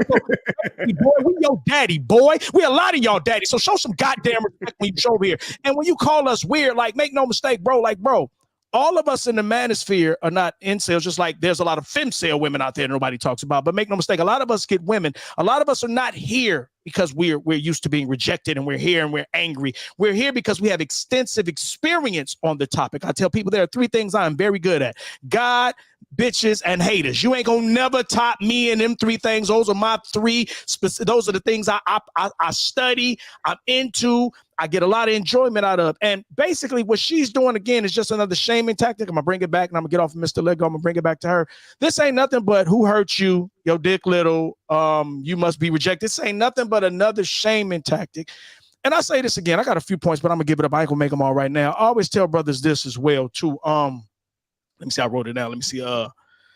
Because having a sense of humor, like I don't really see Mr. Let Go do a whole bunch of laughing. Like having a sense of humor is a form of therapy too, whether people know it or not. But it's different from using it as a coping mechanism, whereas some use it as, for like deniability to numb themselves. But again, one of the reasons, think about this too. I'm gonna throw this out and I'm gonna get off. One of the reasons I tell people don't go to the therapist, I'm not big on therapists, because think about this. A lot of us, some people do know exactly what the issue is. Some people know exactly what the solutions are. And so if you go to this therapist, who thinks the therapist is going to say, you know what, you got all this shit figured out. You really don't need me. I'm going to cancel your sessions because matter of fact, you taught me some shit. The therapist is never going to tell you that because he's there to get money overall. So that alone sometimes can make going to just anybody, a therapist, dangerous. If you go to a therapist, it has to be somebody that's empathetic to your plight, your environment, your circumstances, and gender-specific issues. I'm going to pause on that one. Y'all got it? Good stuff. All right, we gonna roll some more of this not so beautiful bean footage. I think this transitions into her snapping and going off again and borderline crying. So like she's she's gonna display herself to, I think, to be an emotional wreck as this thing goes. Shit, I think just my computer freezing. I don't think it's TikTok. I'm tired of being hurt by the very entity that I love the most, which is the Black man. I have made it my life's work. I had to back up. Cue the violin music. My job is to motivate and empower, and it came across angry and aggressive because as a Black woman, I'm also tired of being hurt. I'm tired of being hurt by the very entity that I love the most, which is the Black man. Oh, okay. Now I made it my life. Shit, I can't put that. Puts a whole new light on it. Exactly. So that puts a whole new light on it. She's talking about her personal. She can't even protect her own thoughts. Like, she's a therapist, but she can't even hide her own, emotional agenda. I mean, she basically admitted that she has an agenda, that she feels slighted, that is really more about the manosphere and how it's affecting her image. Right. And it's not about her trying to repair our emotional damage. No, You see that? You can't even hide your own bullshit. Dude, it's like the I'm not sure if he's the first person to say it, and I hate to bring up, you know what I'm saying, the dude. I'll just say the quote and I won't say the name. Black women are unafraid of us because they programmed us. She wants to continue the programming. Exactly. Manipulation. That's why I said manipulation. That was me that said that. Everything they do is about manipulation. And we can't, and a lot of times we gloss over that. We say they're manipulative, and then we go into, I don't think they understand. They know. Here's how you, if you ever want to know if somebody is subconsciously unaware of something, do what they do to you. If they miss it when you do it, it's because they don't see it as a problem. If they catch it when you do it, that's how you know they know God. Look, I'm not going to sit there and talk about you stealing from me.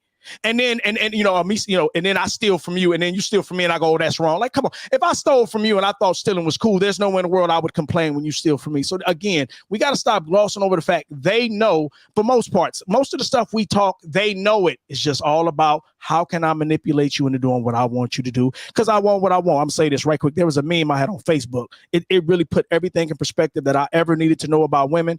It says, I'm a woman, and she says, I want what I want. No, she said, no, correction. She says, I'm a woman. I don't know what I want, but I know I can get mad if I don't get it. For that put everything in proper perspective for me. True. Yeah, that is beautiful. Bars. So she basically just caught herself up and admitted that she was doing it in retaliation. She was using her credentials to attempt to retaliate against Black men in particular, saying that we need therapy and we need to upper our elevate ourselves. That's all bullshit. She's basically saying, don't talk about me and make me look like I made myself look just now in the last video. Yeah. Right. It basically confirms with Mike. Well, actually, it was your brother that said it. That she was being she's speaking as a Black woman first, therapist second. That was spot on. Maybe, that was spot on. Maybe third, fourth, or fifth. When they're like, with no therapy, she wasn't a therapist in there at all. But no, so, yeah, she just confirmed right here that she's just speaking as a woman. Yeah. And like they said, that's dangerous if you're in a professional field. That's what I'm saying. Like, don't get me wrong. I believe YouTube is therapy, and we give some rough therapy, no cherry coating, no sugar. But if you're going to call yourself in a professional setting and you're sincere, see, I tell people what I find a lot of problems with people, period, not just women, but in this regard, there's no genuine sincerity anymore. Like, I don't care if you're wrong or right. Be sincere and dedicated and stick to it and own up with what comes with it. Listen, if I go shoot at 5 cops, I'm willing to accept what comes with that, going to jail, me getting shot. I'm willing to accept that. All I'm asking is you don't have to be right. Just be sincere. They're not even sincere in what they're about. Be sincere about what you're about. All right. Let's roll it. Life's work, dedicated myself to encouraging and uplifting Black people, especially the Black man. But my words came across very, very spicy because you guys are dying. Whether it be gun violence, whether it be you guys killing each other, whether it be you guys killing yourselves, because you endure a lot. And I see that. Because I am your other half. I am your partner. I am your equal. I am not your enemy. Despite the words that I use. Pause it, please. I want you guys to understand that my message is clear. I'm trying. Hold on. You have to. Damn it. Don't you wish dedicated myself. Go ahead. Don't you wish that when women were talking like this, you could actually fucking pause them? Ew. I mean, go ahead, GC. My fault. About that. Yeah. No. It's I do. But what was she saying that I wanted to respond to? She cares about Black men. She did all this for us, and and the whole killing, like y'all dying by gun violence, et cetera, et cetera, et cetera. Listen, the biggest problem we have is bitches like you. Period. Fact. And notice how when they perpetuate the violence, it's okay. Right. You know, when they run tell Pookie that Ray called her a bitch and you know smacked her with his balls, even though he didn't. you know, and then Pookie know Shoot she Ray wanted Ray, and then she says, y'all dying from gun violence. Hey, I'm Ayanna's cousin, and I don't like the way you've been talking about her, homie. Y'all dying from gun violence. What the fuck? Yeah. You know, like, no, I'm still tripping off the fact that she is. I need the violins, the sad music, like, and like who can't see through her acting? Like she's totally doing. She's shout out to the reverse psychology trick. We got it. Now you're gonna make it. You called us bitches because you actually really care about us. You didn't say we all black women and black men need therapy. You didn't even make it fair across the board because, again, like I said, therapy is universal. A lot of people need it. It's not gender specific. But now that you've gotten your ass called out about being biased, now you're going to flip it because again, and it's a simple manipulation tactic. Who can really be mad at her when she's saying she did all that because she cares about us, because we're dying? We're out here dying and she loves us. She is our other half. Bitch, please go ahead. oh, and that's another thing. Our other half. My other half isn't a saggy titty, no ass bitch. What kind of shit is that?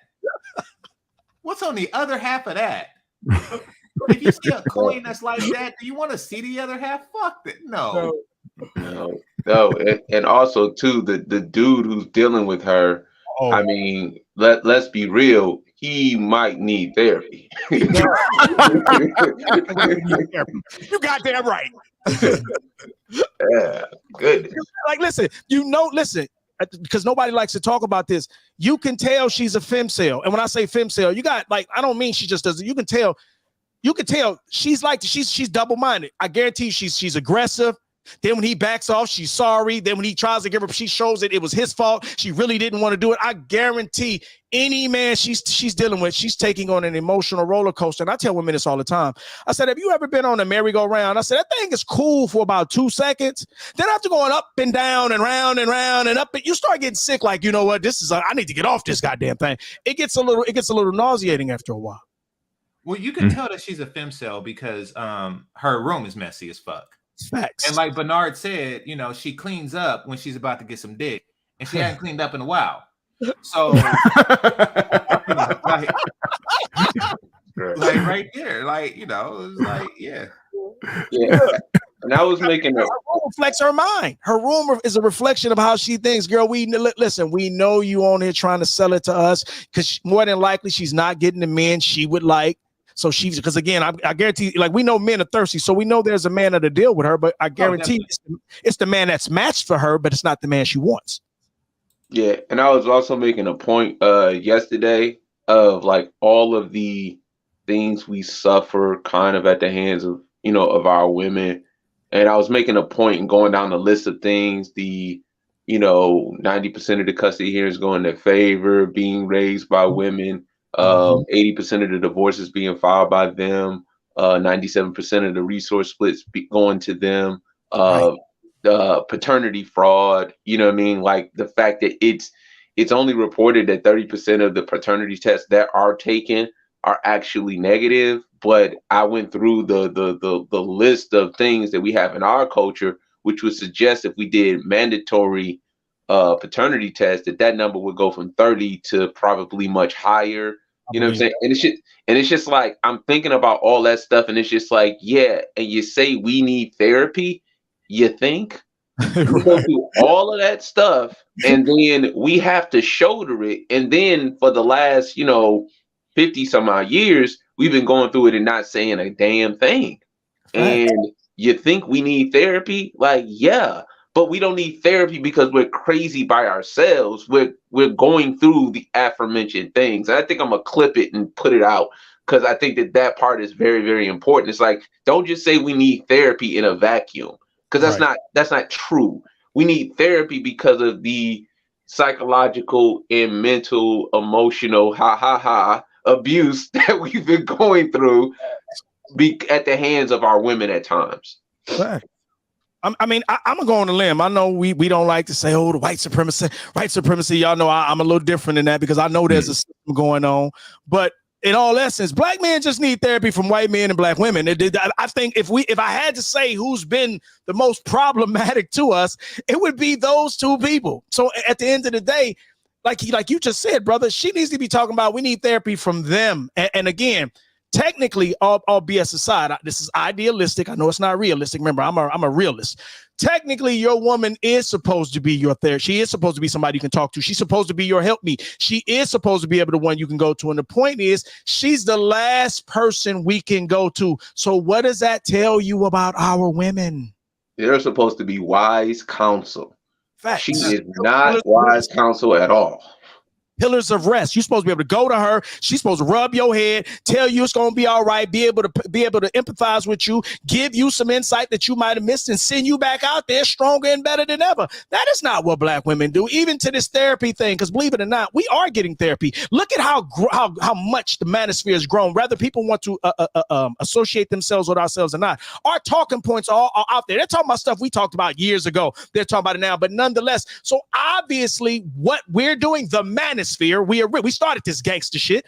What we're doing obviously is some type of therapy. We saw it with Kevin Samuels. We see how big it's growing. People don't tend to surround themselves or put themselves in things they're not into unless they just like abuse. Most people tend to surround themselves with things that feel good. This is why people like comedians. This is why I said having a sense of humor is a form of therapy. People tend to surround themselves with people like things that are funny or things that they can relate to. So obviously what we're doing, a lot of people can relate to because look how we're growing. So obviously what we're doing is therapy. Yeah. Where I'm at on that, I do think if you have some actual, if you do have some actual issues, that there's a such thing as, how the barbershop can be therapeutic, Facts. and like this is sort of similar to that. It could be therapeutic in the same way that the barbershop can be therapeutic. But there are some people who do have some actual issues that they do need to talk to a professional about. True. If you're in that scenario, in that situation, then by all means, go get the proper help. For example, like I brought up in my monologue, when Kevin Samuels was talking to them chicks, he was good at realizing that when it went, this person has an issue that went beyond YouTube.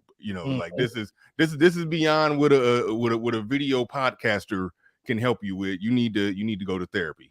This is you're not on a book a session status. No, this is a licensed professional need to deal with this one. So yeah, I will say that this can be very therapeutic.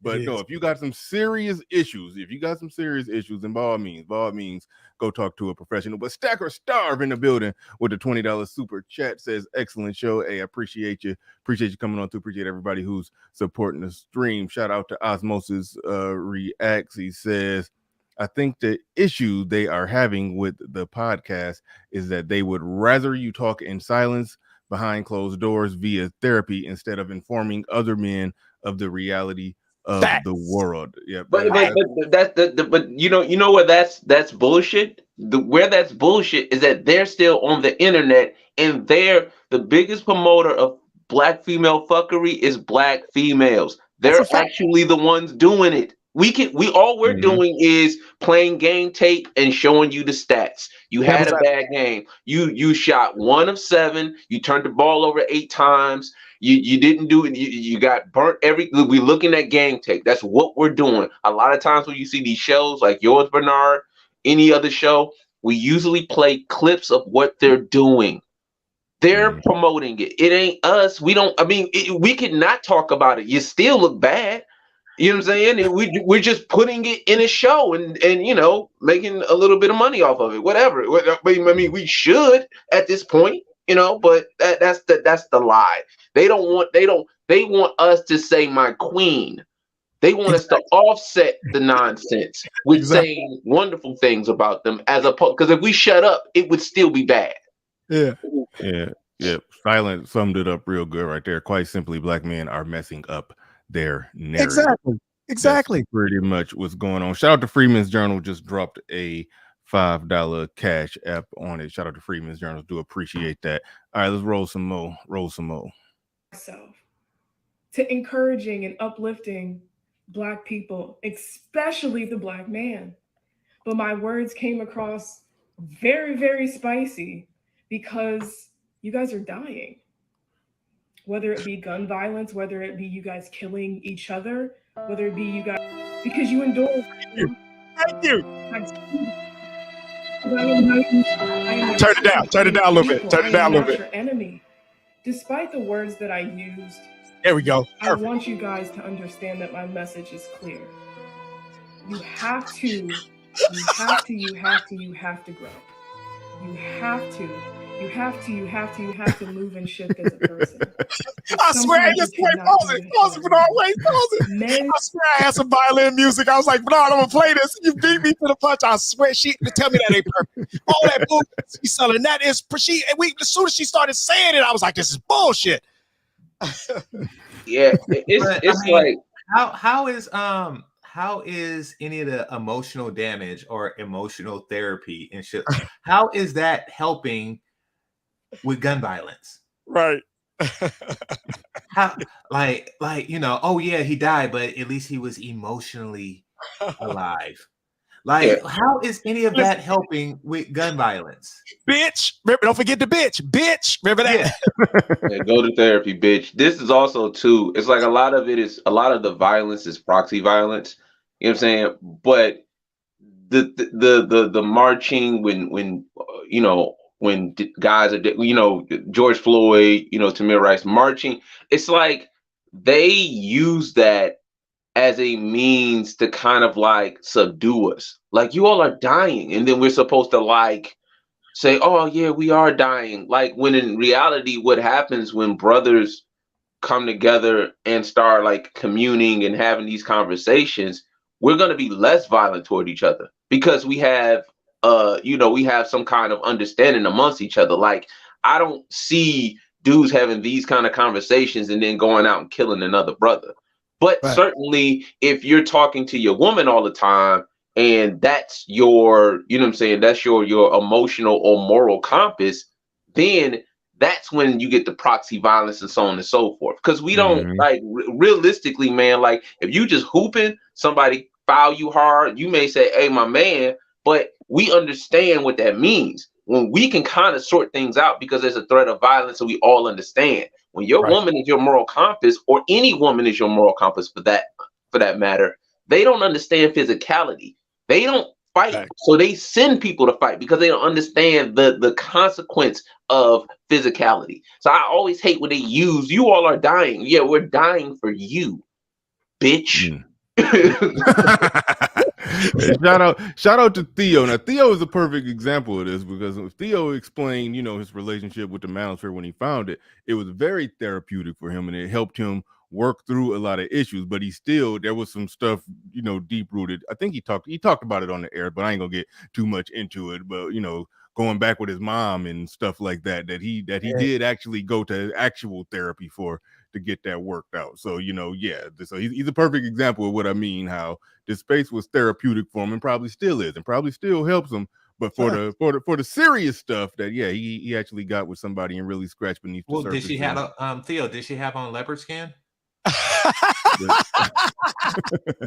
Wait.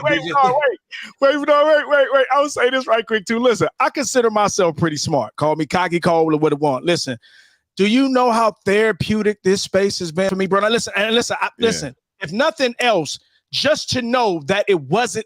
I know this has to be a cliche we haven't said. Just to know it wasn't just me. For a while, until you find others like you. You are left to believe it's just you because you're looking at because even our concept of the matrix, you look at the whole purposes. The majority of people have no clue what's going to be done to them. So to an extent, you do feel like it's just you and you alone until you start finding the resistance, until you run into the Morpheuses and the Trinities and all. You start running into them. We have a few ciphers in here too, but you run into those people. It does seem like you like, am I crazy? Because you're like, this is 2 + 2 for me. Meanwhile, it might as well be, trig for everybody else. And I'm like, is it me or is it a conspiracy? I know this isn't that difficult. So if nothing else, just running into brothers and then you find out how many of you guys share similar stories or similar circumstances, then you recognize, okay, whoa, it ain't just me. Oh, this does kind of, for it to happen to so many people, it does have to be somewhat of an agenda. Okay, so I'm not crazy. If nothing else, that alone, knowing that you're not crazy, well, some of you niggas may still be crazy, even though what we saying is right. But just knowing that for some of us that we are not crazy, that alone is therapy. Yeah. Right on.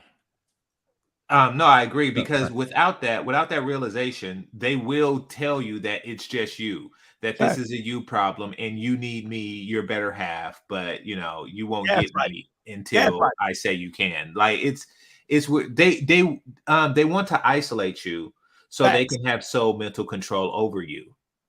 Wait. We need to, I'm gonna give it right up. Bro, something I always tell men, I'm like, they talk about us isolating them. And men, sometimes you do need to isolate your women, but they never talk about they do isolate men, because understand something, your bro is your backbone. Your bro take you out with other women around. Your bro, you got somebody to hang with. They understand that because they hang. That's why they don't like each other, but they understand the camaraderie. That's why she does isolate you. That's why she does try to keep you from your partners, because she knows she can't work that manipulation if you have a support group. Exactly. All right, let's roll some more. What? Depression rates are skyrocketing. Men's suicide rates are skyrocketing. I'm not making these statistics. I'm just drawing light on this topic. Forgive me if I seem passionate in my words. I'm only passionate because I'm tired of seeing. Again, like I said, they will do something stupid and then they will describe it differently when they're doing their apology tour. It's the forgive me if I was passionate in my words. You didn't get criticized for being passionate. Right. You got criticized for all kind of other shit. It's the very definition of the word they love to use, gaslighting. It's the very definition of gaslighting. Facts.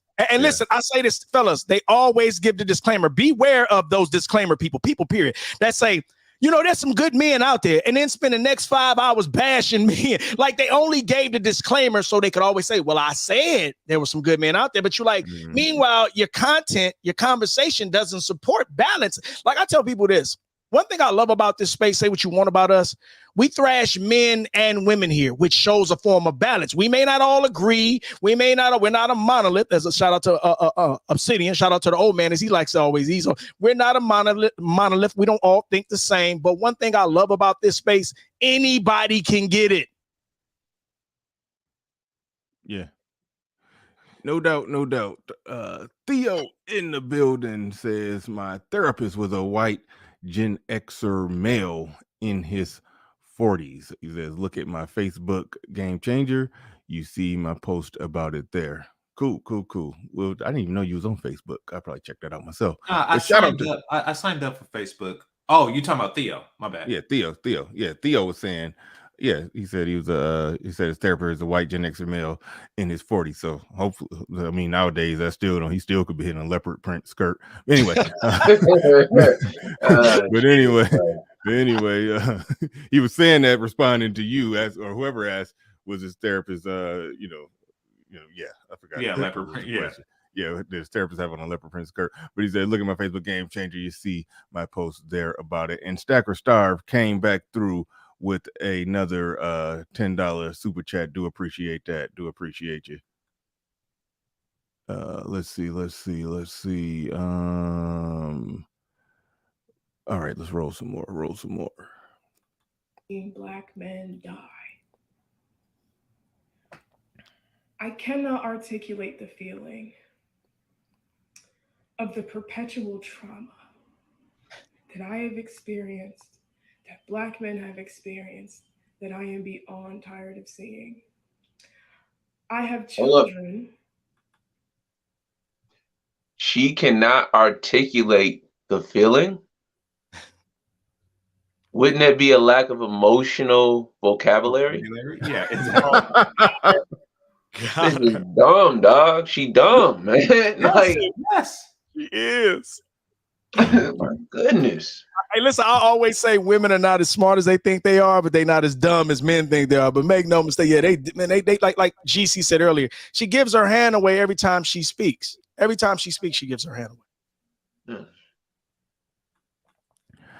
Toya, I thought that was supposed to, it used to be Tudor, now it's the Texan. Okay, Toya the Texan in the building with $4 super chat. Do appreciate that. Appreciate everybody supporting the stream. Appreciate everybody supporting the stream. Where we at? Let's roll some more. Who cry in session because they wonder why their dads didn't show up to their birthday. Oh my God. I have teenagers who don't feel important because they didn't have someone to tell them that they love them. They didn't have that strong male support to make them feel like they're okay.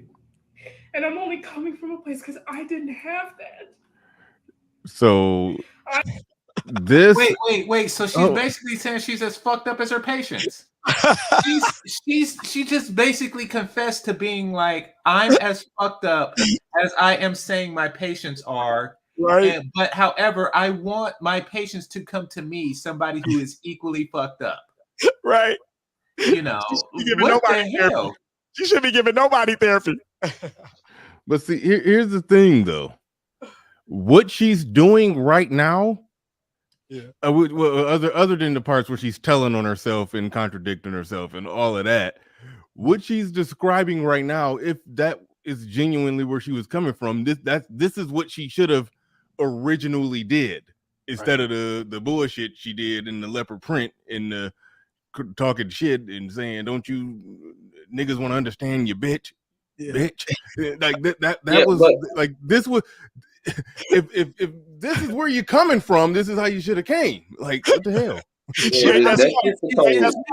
But even with the whole niggas need to understand their bitch is really like to her benefit. Right. Like, it's to the bitch's benefit. It's like, you know, oh, now she's talking like she's trying to help the men. But no, you're just trying to help the man be a better man to the woman. So no matter what, it's still to the benefit. And he's trying to no, GC, she's trying to help the man be a better bitch. That's what she exactly. That's what she was doing. Nice way to flip that. Bars. No, exactly. That's what she's trying. That's what she's setting them up for. Like, if you are a dude and you are going to them crying about your daddy, you want to know why your daddy didn't go to your birthday party? Because your mama was there. Because you're a bitch. Because you're a bitch. Because your mama was there. Because your mama was there.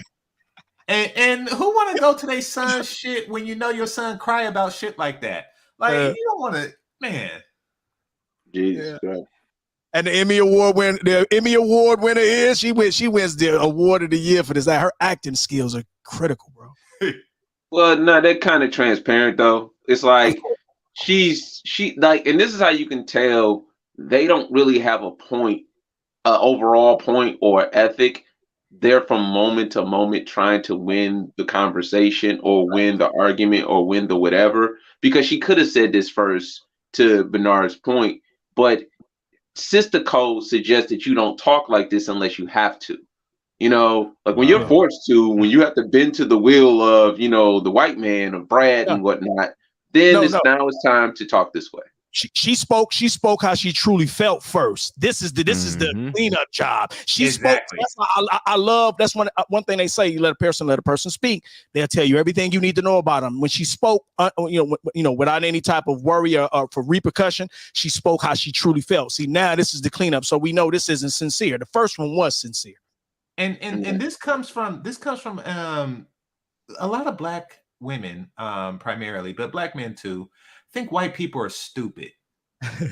And that's because white people have this, just stay out of it and let niggas be niggas, philosophy. But they think that they're stupid. They think that that they can just go up, smack their ass, call people bitches, and that this apology would suffice. Like, oh, I do it because they get shot on the streets. The same things we're saying to each other, they're saying in their head. They're like, oh, this bitch is stupid. They think they think that we think that she's smacking her ass because she's sympathetic to the plight of the Black man.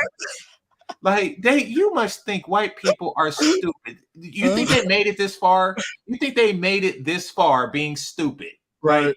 Like that was them on the moon. They're not stupid. They just, just because they don't engage in your foolishness, that don't mean that they're gonna fall for this shit. That's a fact. All right. Shout out to Toya. Hey, Toya. Oh yeah. She said, "Hey, David," on there. But no. Shout out to everybody. The goal of 25 contributors, we did reach that. And shout out Angry Man, because I am biting his swag right there with having the contributors down there at the bottom. So I do the shout out to Angry Man. But shout out to everybody who helped us reach the goal of 25 contributors. I do appreciate that today. Do appreciate that. Let's go ahead and roll some more of this. Shout out to everybody who came through on the Cash App and to Joe Ethereum, Freedman's Journal, Mr. C, and I'm missing somebody else. Salute. I'll get it. Salute to everybody, man. Salute to everybody. Nope, we're gonna get this. 2 seconds away, 2 clicks away. Marlon B, thank you for that. 100%. All right. I love nothing more. Pause it. Oh my God. Y'all seen that, right? I wasn't just me. Y'all seen that. Oh, she did the China woman bow. Holy crap. She did the China woman bow. Oh my. I told you, acting skill in the Emmy Award goes to her. Emmy Award skills is killer right now. Holy crap. Could you do that again? Wow. Too bad you can't do slow motion. Could you do that again, please, Bernard? I Make gotta them see feel that like they're again. okay. I gotta see the And China I'm only woman coming bow. from a place because I didn't have that. I love nothing more than to see the black man prosper, but you're not. She went from smacking her ass to doing a China woman bow. I apologize. Saying you are dusty. I apologize for that, but my message is clear. You're hurting and you desperately need to talk to someone. As a black woman again. Go fast to the manipulators. I have been there for you. I have dedicated my life to listening. Violin music. Heal I'm trying. generational trauma that has been inflicted upon you since our arrival in this country. The black family has been systematically dismantled, and you're Why was it dismantled, ma'am? dismantlement by fixing yourself. Oh, I'm I may fucking have up. projected some of my personal feelings. Oh, you may I have. understand that I'm a human being, but I'm only projecting from a place of hurt. There we go. Some of the deepest, darkest things I've experienced have been perpetrated against me by black men. Oh. But I see the charge coming from a hurt place. Hello. I would like to make a video. Now, hold on, man. Oh shit! She did the China woman bow. Last part, what she said, damn. and we almost missed that. He said something about that hurt by black men. So it's like she threw it back on herself being the victim of black men after saying all that she said there. And I said that. I said she's getting the men she want. I could tell. Country. Oh shit! The black family has been systematically dismantled, and you're only upholding the dismantlement by not fixing yourself. Wait, this looks like a different I may video. have projected some of my personal feelings. I understand that I'm a human being, but I'm only projecting from a place of hurt. Some of the deepest, darkest things I've experienced have been perpetrated against me by black men. But I see the charge coming from a hurt place. Hello. Now she's admitting more of her ficticity. Like she's admitting that she has a bias, you know, that she is not impartial. And where are her titties? Damn it.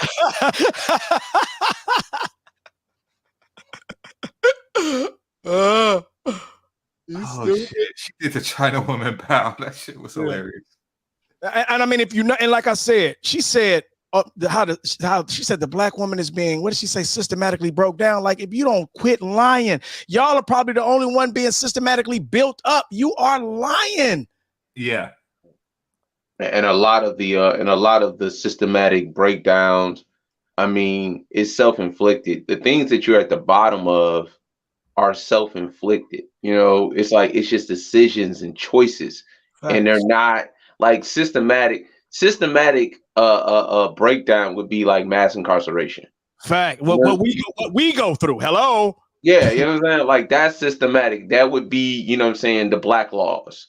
Right. That would be like those kind of things are systematic. Not you fucking Pookie and Ray Ray and having his kid and being the third or fourth or eighth baby mama. Like that's not a systematic anything. That's a choice.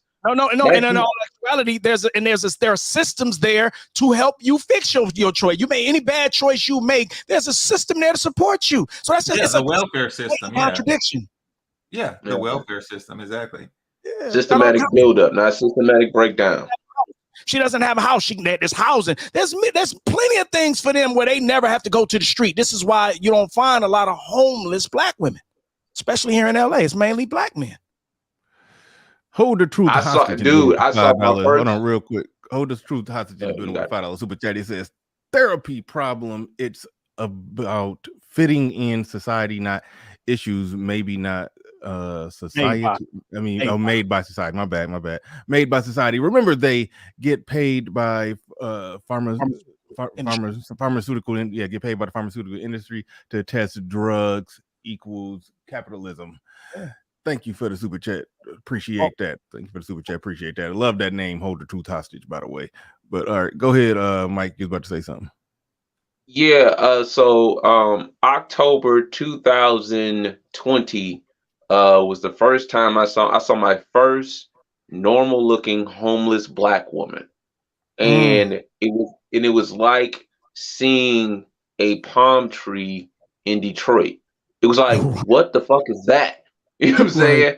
I was looking, and I'm pulling up to, because it was like at the grocery store, and she was like sitting at the part where the homeless people sit, and I'm like, there's no way this woman is homeless. But then she sat down, and she had a sign, and she didn't look like any. And so I'm pulling up to the thing, to the light, because there's a light at the end. You know what I'm saying, by where she was sitting, and I rolled my window up, and when the light changed, I just pressed the gas and left, because, she was a strong, independent woman once upon a time. I figured she figured it out. Well, no, I am starting to notice like more exotic homeless. Wow. Exotic homeless. No, I mean like exotic in the sense that you don't see it as regular home. You don't see them regularly homeless. Like I seen a homeless Asian man, and I was like, what the hell? Oh wow. I am starting to see, but I mean, we got these tent cities everywhere. Apparently the homeless migrate here for good weather. So, you see like a bunch of them. That's what they say. They say everybody comes here. The homeless come here for the weather. That's exactly what they say. Yeah, like I wouldn't want to be homeless in Chicago or no shit like that. Like, homeless in Michigan. Shit, if the rent is free, why not live in Cali? Like, what the fuck? Right. Yeah, I don't know. I mean, well, put it like this. I forgot what I was listening to, but somebody was making a big deal. I guess they were trying to clap back, be like, y'all the ones struggling, y'all gonna die alone, y'all this, y'all. They're like, look how many of y'all homeless out there on the streets. They was talking about, homeless people. And I my personal theory, I don't know how accurate it is that, like sort of like how Game Changer said, a normal looking homeless. I thought over that Mike said a normal looking homeless person, a normal looking homeless woman. Normally when people out there homeless, a lot of the times, I'm not talking about somebody who, had to sleep in a car for a few days or a week or so. It's people. Hell, Game Changer, you said you had to do that at one point, right? Yeah, I had to do it for like 3 to 6 months. I was home. Damn, in your car? Yeah. Oh, yeah. It was about almost to say, the whole semester. This was college age? Yeah, it was college age. Yeah. Yeah. I mean, ARC said he had a moment or two where he had to sleep in his car for a few days. A lot of people end up like that, but when you're talking about the actual full blown homeless people, they normally have full blown mental issues. But one thing that don't get average in the equation going into when I was talking about that panel that I saw where they were talking about how many men out there homeless on the streets or this or that or blah blah blah. Listen. Unless she just looked completely just itchy and stanky and got flies flying behind her, a woman on the streets homeless will find a bed to sleep in. A man is going to get her off of those streets. Somebody. Let's make or a good Samaritan woman is going to get that woman off of the streets.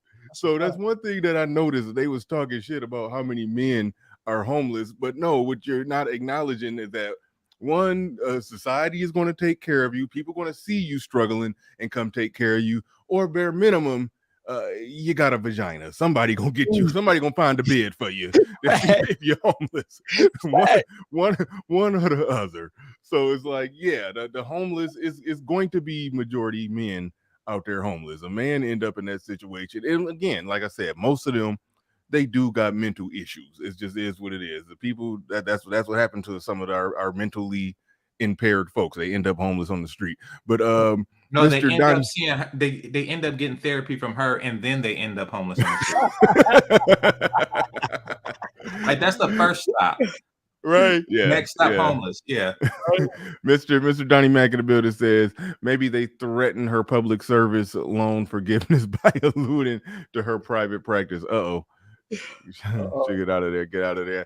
E. Taylor 704 in the building says, this is the BS the black woman gives to the world. This is the real fake victim Olympics. GC is where white people mess up. I think it means GC is right where white people mess up. No, he's saying that to GC. GC, this is where white people mess up. My bad. He said her boss at that court-ordered therapy / mediator place believes this BS. Thank you for the super chat. Do appreciate that. I think well, to respond to that, I think that the boss don't believe that shit. They just allow it. Yeah. Women like this are really tolerated, and she thinks she's getting over, but really they're just tolerating her for the sake of, we have, because she works for a charitable organization of some sort, no doubt. And they don't want a bunch of white people giving charity to black people. It's a bad look. She's there for the optics. Right. So they put up with shit like this, but they're only going to put up with so much. I'm sure she checks off on some of the minority checkpoints. Like, of course, she's a female. She might be queer. Right. Exactly. Yeah. Exactly. She's supposed to be a lure to other crazy black bitches. So, so they could come to their organization to seek help before they go homeless. Right. Before they go homeless. I'm pretty sure white people don't be buying it when they. Right. No, they don't buy it. They just play into it. They just play along. Yeah, they like nod and smile when she try to say, I was speaking that way because that's how, that's how I have to communicate to my people. They understood it. Yeah. But they give her a nod and smile. Yeah, and then talk about it when she leave the room. Like, did you ever yeah, pretty much. Right, but they're not gonna. I mean, if they believed her, they would take her kids to her. Yeah. No, they don't. Yeah. All right. Damn it. Society is already very difficult for Black people in general. And for people to call into question saying that I hate Black men is asinine to me, because Black everything matters. Oh my God. Black everything matters. When they see you walking down the street, they don't see a human being. They see what's been perpetuated. Do they see a leopard? They see what's been perpetuated in the media, that you're aggressive. Wait a minute. You can't say when they see you walking down the street, they don't see a human being. They just see what's been perpetuated through the media. The way that she was talking to Black men, I mean, come on. She was perpetuating it. Yeah. Yeah. She perpetuated it. She perpetuated it in the media. Exactly. Yeah. Exactly. Like it's as if they're unaware of their campaign of niggas ain't shit for the past 50. They're unaware that they've been doing that all this time, to where even when they do it, it's like, so we're just only saying it so you'll be better. And it's listen, bro. Let me help you out.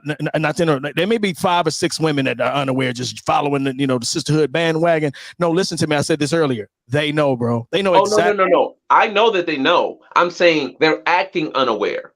Okay. Yeah. Oh, yeah. They're being insincere. Absolutely. They're being. They know they know better. Absolutely. Yeah. Absolutely. Yeah. Mm-hmm. No, I agree. I mean, so basically they perpetuate the stereotype and then say we're the victims of the stereotype and that we're your better half. You need to come to us because you have a problem that we created for you. Damn. But I'm going to give you that Ayala Van Zant hug. Like, here, rest your head on my saggy titties. Like, no, wait. I will comfort you.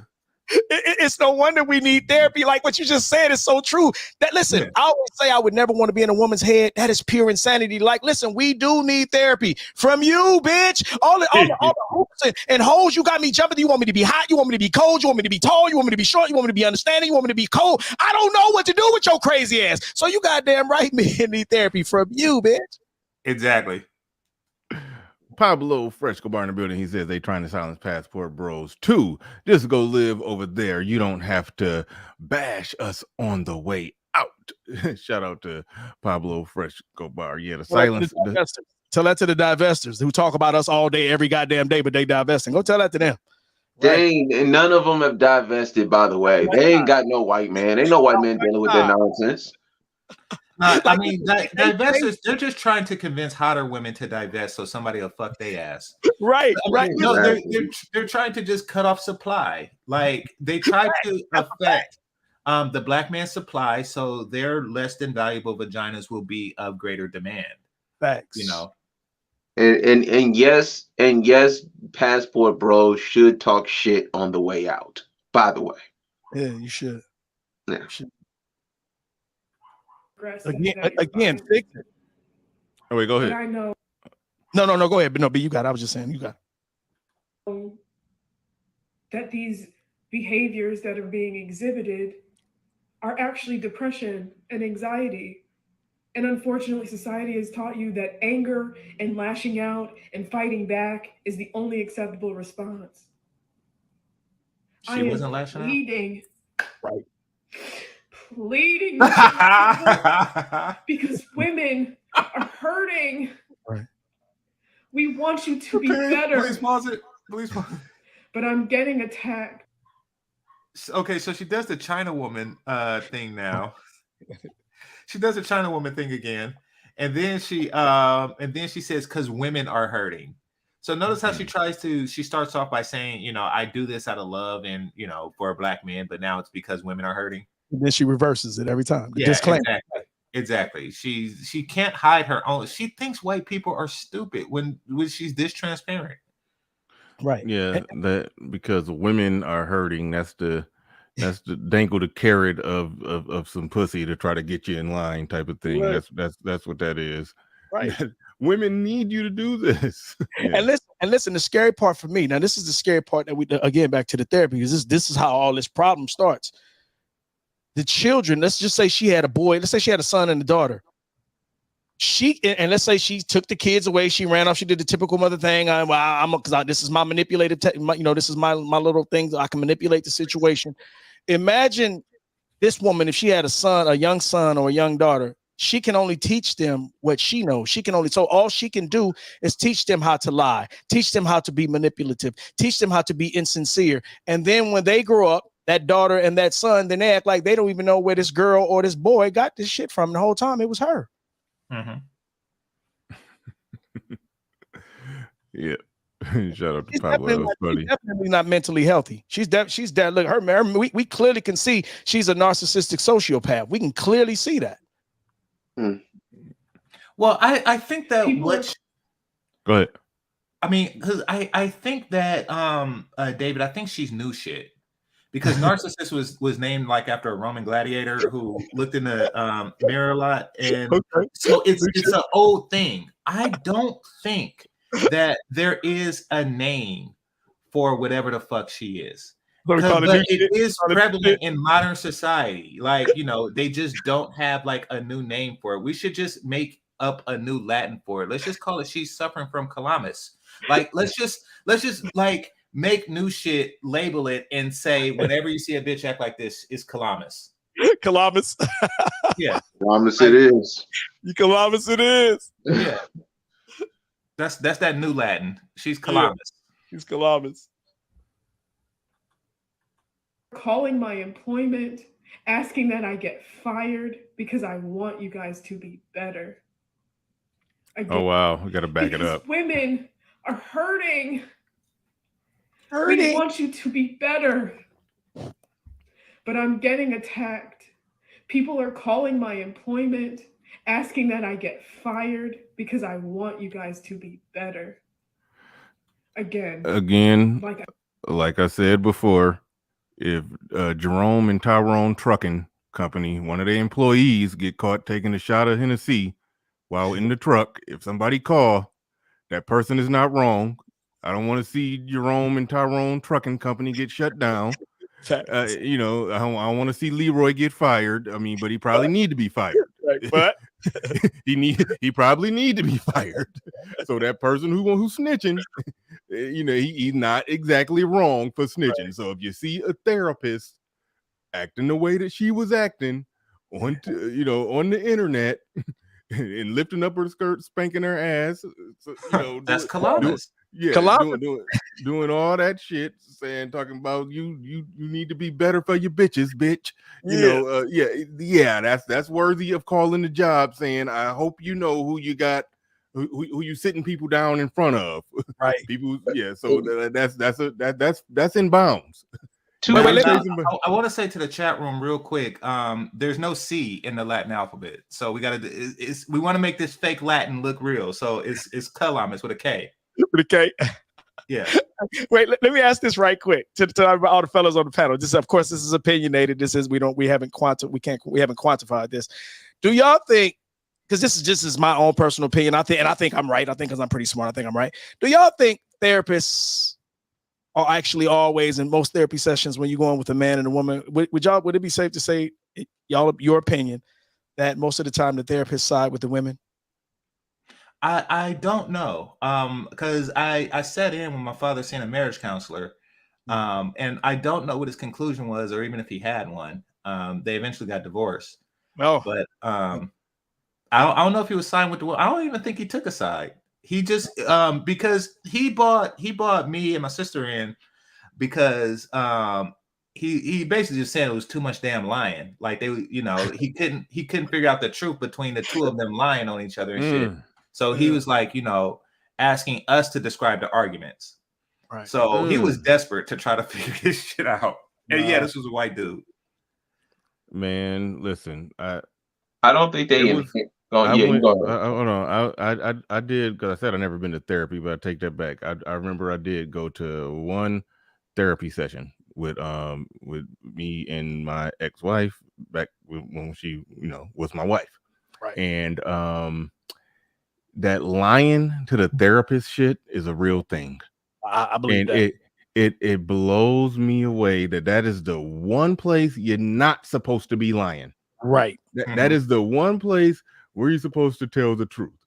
And so I was like, listen, if you can't tell the truth in therapy, right, I'm done. I ain't coming back to that. You know, it's a wrap. It's a wrap. No, it'd be surprising if they're lied to themselves, they'll lie to everybody else. Like, I know you said the therapist. My motto was, if you lie to yourself, listen, every day I catch my wives and they'll say something. And she'll say something, it'll be totally incorrect. I'll prove it. She'll hopscotch, or they'll hopscotch right over it. I go, no, wait, we're not gonna gloss over that. You notice how you just said something that was totally incorrect, and you didn't even go, oh, my bad, my mistake, you're right. You hopscotch right over that, went back to trying to argue to be right. You don't even care that what you just said was incorrect 2 seconds ago. Exactly. Like the person who will lie in therapy, that's the person don't care about the truth. They don't care about getting down to the bottom of it. Right. They're just trying to position the chess pieces in a way to where they can just get somebody to basically give some confirmation and say that they're right. Like that's what they're trying to do. They're not. They're trying to win. They looking at it like it's a game that they're trying to win. Exactly. That's how they looking at it. The 3 things. One, the reason that you would probably feel that they take the woman's side in therapy is because it's about emotions. It's about chaos, and that's their playground. So it's like they're already on their playground. So the lying and the manipulation and all that stuff is all emotional, you know, bullshit. That's 1. 2, women lying in therapy, it's like when you hire a cleaning service for your house, and then you kind of like clean up before they come, as to not make them think you're as dirty as you actually are. Like, that's what they're doing. Like, they're literally trying to like not seem as crazy because they're trying to clean it up. Like, let me just lie about this and lie about that so that I don't look as crazy as I am. And the last point I want to make is that Men go to therapy to be better for the people they love. Right. Women go to therapy to make the people they love better for them. Good. Well said. Well said. Yeah. Say that again. Say that again. Men go to therapy to be better for the people they love. Women go to therapy to make the people they love better for them. So, like, when you see women come out of therapy and they've been to therapy and they have this new sense of self, you ever notice how they always are diagnosing people?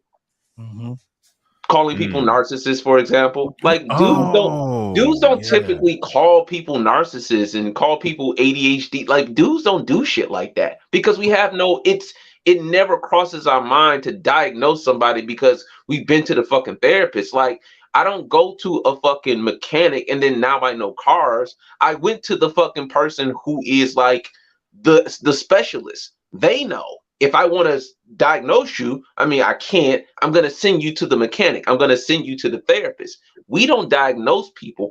I've been to therapy, and I went to therapy because I was thinking about my kids. I was thinking about my mom, my family. You know what I'm saying? You know, all the relationships that I had. I wanted to be a better person for them, not come out and call people fucking narcissists.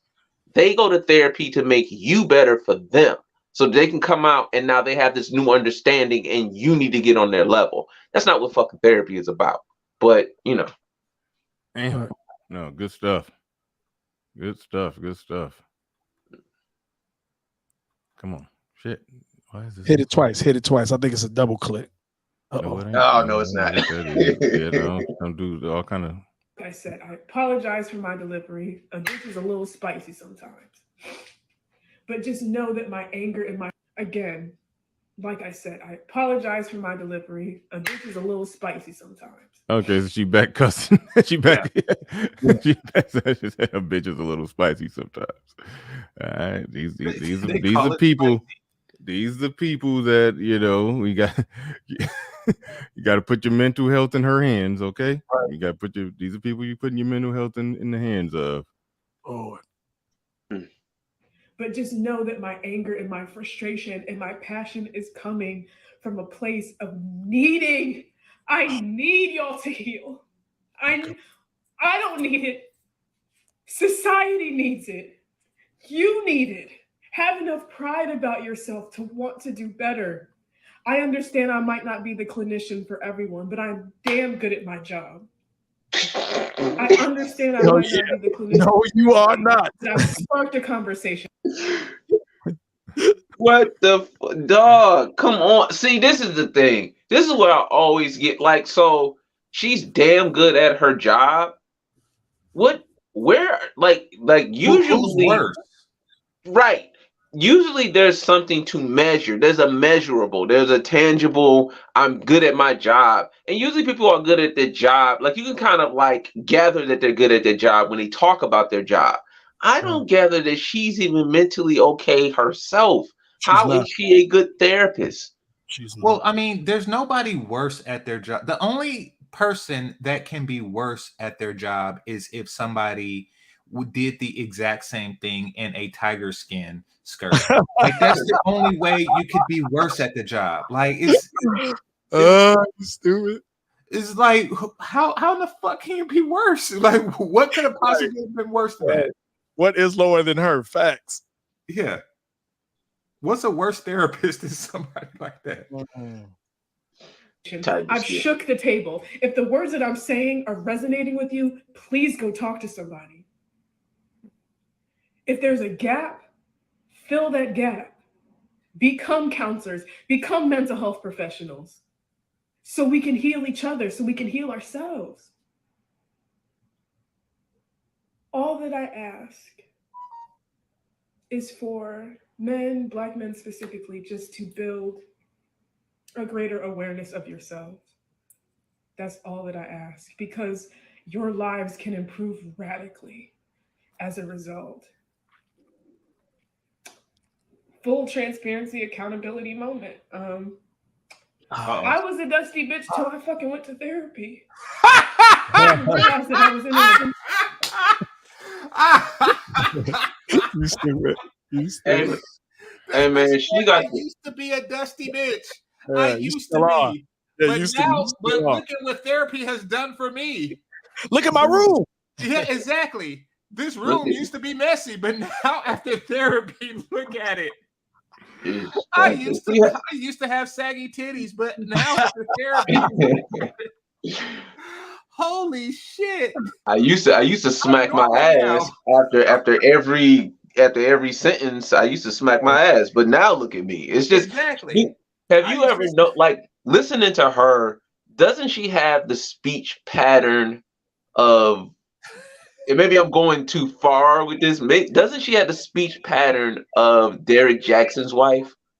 Like, Oh, like the way that she's talking is as if she's being forced to say this, and she's like whispering, but not. It immediately put me in like the bonnet, and I am the warrior of Christ. And like it immediately put me in that mode when I started listening to her. Maybe it's just me because I'm listening and I'm trying to really get. I don't want to go too far. And two, this is another thing too. In order for men to actually be healed, we gotta leave bitches like her alone. That's really what it is. Because I'm sure she gives amazing head. Probably. Likely. Most crazy women tend to do that. That's a fact. Like I would imagine that she does, and it would probably be hard to walk away from that. But you got to leave her alone. That's the solution to a lot of this stuff. Look, man, being with broken bitches is not the business. Right. That's the thing. Cause what we do is, because we're hunters, you don't go, like if you're a lion, you don't say, well, I'm gonna go and get the hardest buffalo to get. You're gonna get the one that's limping and broken, right? Because that's easy to get. Yeah, low hanging fruit. We can't keep dealing with broken bitches because and let them go. She's a broken bitch. Hey man, you don't qualify. Let them go. Hold on. But Mike, I don't think you understand. I agree with you, but there's one thing: she's no longer a broken bitch because she went to therapy. She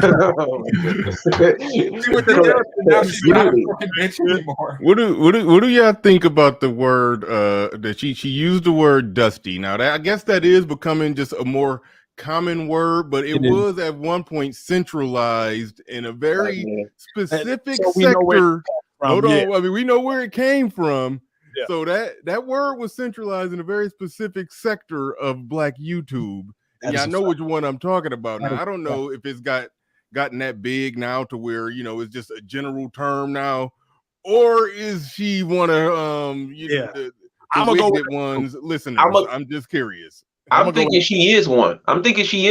Because to me, with her ability to flip both is very similar to the women that are over there. Facts. And let me say this too. I've told brothers this because you guys just made me think of that dealing with therapy. And I've told brothers, I said, because I learned this from online, because I learned that women would come here to argue. And I would notice, and these would be women who said they were married or had men. I'm like, but yet you will come here and argue with men day in, day out. And I started telling Black men, stop being free therapists for these women who ain't giving you nothing. You got women who come online just to, and this is something I want y'all to think about. They come here just to get their shit off. They come in, so if they mad at their husband or they're having a bad day, they come here and take it out on strangers they don't know. That's why when we ask, why would you be online with strangers? Because you're a goddamn therapy. She's using you. And what I tell men is if she's not paying you, or you're not even giving them no ass, and even for then, do not allow these women to make you be their free therapist. For attention, money, mainly attention though, because we all know if they can't get good attention, they'll take bad attention because attention is their drug of choice. So stop being a free therapist for these crazy ass bitches. No, one thing I'll definitely say this, because you mentioned married women coming online arguing. That's one I will never understand. I don't know what kind of man is okay with his woman getting online arguing with men. Like it ain't even her channel. He just it's after midnight.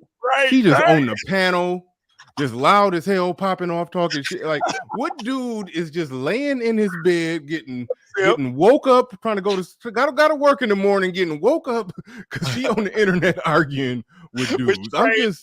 I'm trying to figure out what dude allows that shit. Oh, I know which one. Irene Yvette's husband. Oh, damn, get out of there, GC. Oh, okay, my bad. Oh,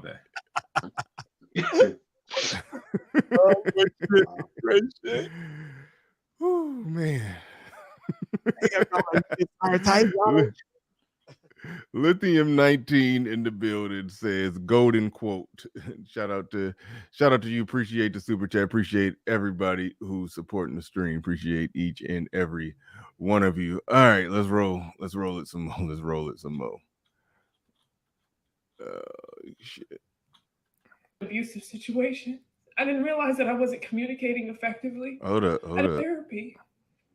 I didn't realize that I was in an abusive situation. Oh, you got to go back to Dusty Bitch. Hold on. Full transparency, accountability moment. I was a dusty bitch till I fucking went to therapy. I didn't realize that I was in an abusive situation. I didn't realize that I wasn't communicating effectively.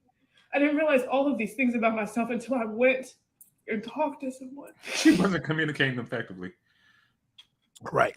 And I just pray and want that for you. Pray. I want you guys to feel seen. I want you guys to feel heard. Because you deserve it. What the all hell? Of us deserve. Please pause. No, wait, hold on. Let me go. Hold on. Going back to the title, because remember I showed a post that somebody had made. It said, "Why do men start podcasts instead of going to therapy?" Now she's saying, "I want you to feel seen and want you to be heard." One way that men did get their voices out to be heard is through creating their own media. But on one hand, no, don't get your voice out, don't be heard, don't create your own media, don't talk about it, don't put it out there for other men to hear it. Just go to therapy behind closed doors. So it's like I'm here for you, I'm trying to silence you, all at the same time, yeah. Exactly. Contradictions, manipulation. Yeah. One thing I learned about manipulators, you always find manipulators in contradictions. Always. They go together. Yeah. Oh, yeah. Yeah. GC, you was about to say something. No, I was it was something on the lines of I lost it. What was the last thing she said? I'll have it when she said that she want you to be seen, she want you to be heard. Oh, yeah. So she's projecting her desire to be seen onto the men. Because men, we don't really want to be seen or heard. We don't have that general need for attention that they do. Basically, we want to be sucked and fucked.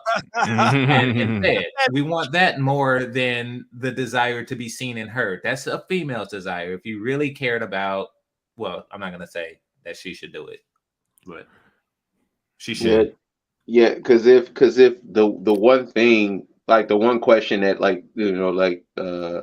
Kevin Samuels will ask that always tripped women up, it wasn't the what do you want out of a relationship, marriage or long commitment. It wasn't what do you want in a man. It was what does that man want from a woman. It was that part. And they don't, I mean, I'm sure they have a clue, hashtag they know, but they just don't want to give it. Yeah, they don't, because they don't care, bro. Like, listen, listen, what I tell black men, what we have to stop doing, black men, because we're logical, we always want to find a logical answer to what they're doing. They know what they're doing. We always want the confession. I just need her to admit it. I tell black men all the time, she's never going to give you the confession. Be good with that. Just watch what she does. What her actions is the confession. She's never going to admit to that. So it's like black men somehow a lot of times think, well, that's why we came up with the hashtag they know. Because for a while, black men were just thinking, that's why when I thought earlier, Mike, when you were speaking, I said, no, they know. A lot of black men are under the impression they don't know. They don't understand. And I'm constantly disproving that everywhere I go, because I'm like, all you have to do is do what they do to them, and they'll call you out on that shit. So again, they actually know. It all comes back down to their manipulation, and a manipulator doesn't care about what's right. See, as men, we think logically she's not getting it. No, she gets it. It has that logic is fucking with what she wants. At the end of the day, she doesn't care about logic unless logic is going to support what she wants, unless reason is going to support what she wants, unless fairness is going to support what she wants. She doesn't give a shit about those things. Right. Unconditional positive regard. And I may not have shown that in the video because it's the internet. But when it comes to session, I am open. I provide a therapeutic, non-judgmental space because that's what the fuck we deserve. Because the society is not kind to us. It never has been. So we have to create that inner peace. And in order for you to do that, you have to be able to express things that you have been through. You have to expand your emotional vocabulary. You have to want it for you. No, it's You not. may No, not like what I say, and you may not even like me, and that's fine because you don't know me on a personal level. I get that. I was about to say something.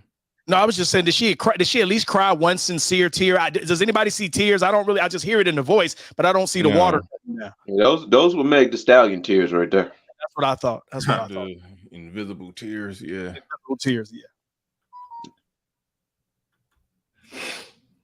I love you guys, and I just want you guys to get the. You notice how she flips back I and just forth want in you guys to between. know. Yeah, you notice how she flips back and forth in between identifying with us as black people when it's we, and when actually black men need to do better. It's a us thing. Like it's never a like when it's time to be a victim, it's us. We're all together. And then when it's time for us to be better, it's like it's a you thing. Like y'all niggas need to be better. Like that's another part of the manipulation that I hate that, man. Like it's like when Ice Cube went on Cocktails with the Queens and he said, "Hey, this is a contract for Black America." And then they asked, "Well, where's the part for black women?" It's just like I thought y'all was black people. I thought y'all was black people too. You know what I mean? Which proves they don't really see themselves as a collective, and this is why they act individually. They don't see themselves as a collective because the collective doesn't serve her selfishness. If the collective served her selfishness, she might. And that's what you said, bro, Mike, is what I've always said. I've always said, if you notice, when we're talking about black women and they're wrong, it's an us thing. But when they're talking, when it's a black man thing, it's never an us thing. It's a black man thing. Like they, again, back to the manipulation, as you just said, and I said earlier, they know the difference, bro. Yep. All right, hold up. There we go. That I'm not going to stop talking about these issues. I'm not going to stop talking about healing. I'm not going to stop talking about the betterment of black people. Nobody came at you for talking about healing and the betterment of black people. Again, that's the manipulation. Like that. Right. That wasn't the issue. Right. Because it's me. I am a black person who endures the struggles and the tribulations that black people endure. I know what it feels like to be marginalized. I know what it feels like to be counted out. I know what that feels like. So I apologize if anybody felt that I was coming at them or felt shame and anger. Those aren't good emotions to feel, and I completely empathize with that. But my message is clear. Please go help yourself. And it would be nice for my personal life to be left out of it. Because at the end of the day, I just want everyone to live safe and prosperous and healthy lives. And you don't have to endure all this shit alone. So she said it would be best for her personal life if she what? If for her personal life to be left out of it. Right. So that means she closed on basically just saying, leave me alone. Yeah, don't report me. Let me say what I want to say and don't report me. Oh, yeah. Mrs. Leave me alone. Okay. Yeah. Insert tears here. Yeah. Yeah, like is she gonna smack her ass again? No, I think she's gonna smack her ass in this one. I don't know if y'all can see this as well as I could see it because I know StreamYard got that kind of far away, but like on my screen is up real close. It's up real close on my screen, the actual TikTok clip of it, and like it's like I can see her face fully. Like it ain't we haven't seen her wipe a single tear at one time, and I'm up close on her face, and there's no tears, like literally no tears on her face. Those eyes do not look slightly, watery, like nothing. Not even almost. Looking at the comment section, this is the first dude to commented, "You're too nice to be honest, and you ain't say nothing. You ain't say anything wrong." Yeah. So that's what they on. That's Here we go. There it is. There it Not is. one tear was dropped, shaking Thank my you. head. Thank you. Manipulation tactics 101. See, there it is. Here it is. Yeah, then now here comes somebody else. Don't apologize for your delivery, babe. Yeah, so okay. Oh my God, that's what I was wondering. I was wondering how many people actually fell for this. Right. Cause that's just that to me, and that's a problem. That's why like these space, these platforms and spaces are so important because you got brothers, they don't know up from down when dealing with like a woman talking like this to a normal, like a regular average black man. He'd be dude, it'd be like it would be like a dude in a wheelchair trying to check Allen Iverson. Like it'd be she would cross him the fuck over because it's just they wouldn't know what to do with it. They just be like, man, I talked to her and now we good. And then you go right back through the same vicious cycle of just manipulation, gaslighting, and all that stuff. Like I hate women who talk like that. Dog. I hate that. I hate when women talk like that and get, the emotional and endurance and all that. Like I just stop it. Just stop it. It makes me think about the false cases of graping and sexual harassment on the job. See, if she's acting like this, and I call them actresses all the time. They are actresses. So if she's doing this, like we said, how many women, and I know it's been true. I've seen where, no, girl, you was sleeping with him and then he was messing around. He had other women. So you got mad. And so you filed sexual harassment. We all know that. We all know y'all had an intimate relationship on the job and it just didn't go the way you wanted it to. So you filed sexual harassment. This is the type of acting they do right here. You get to see how it's so easy for her to go in there, and the cold part about it, like we said earlier, where we say white folks tend not to believe it, but due to she's a double minority or whatever you want to call it, they still respond to it.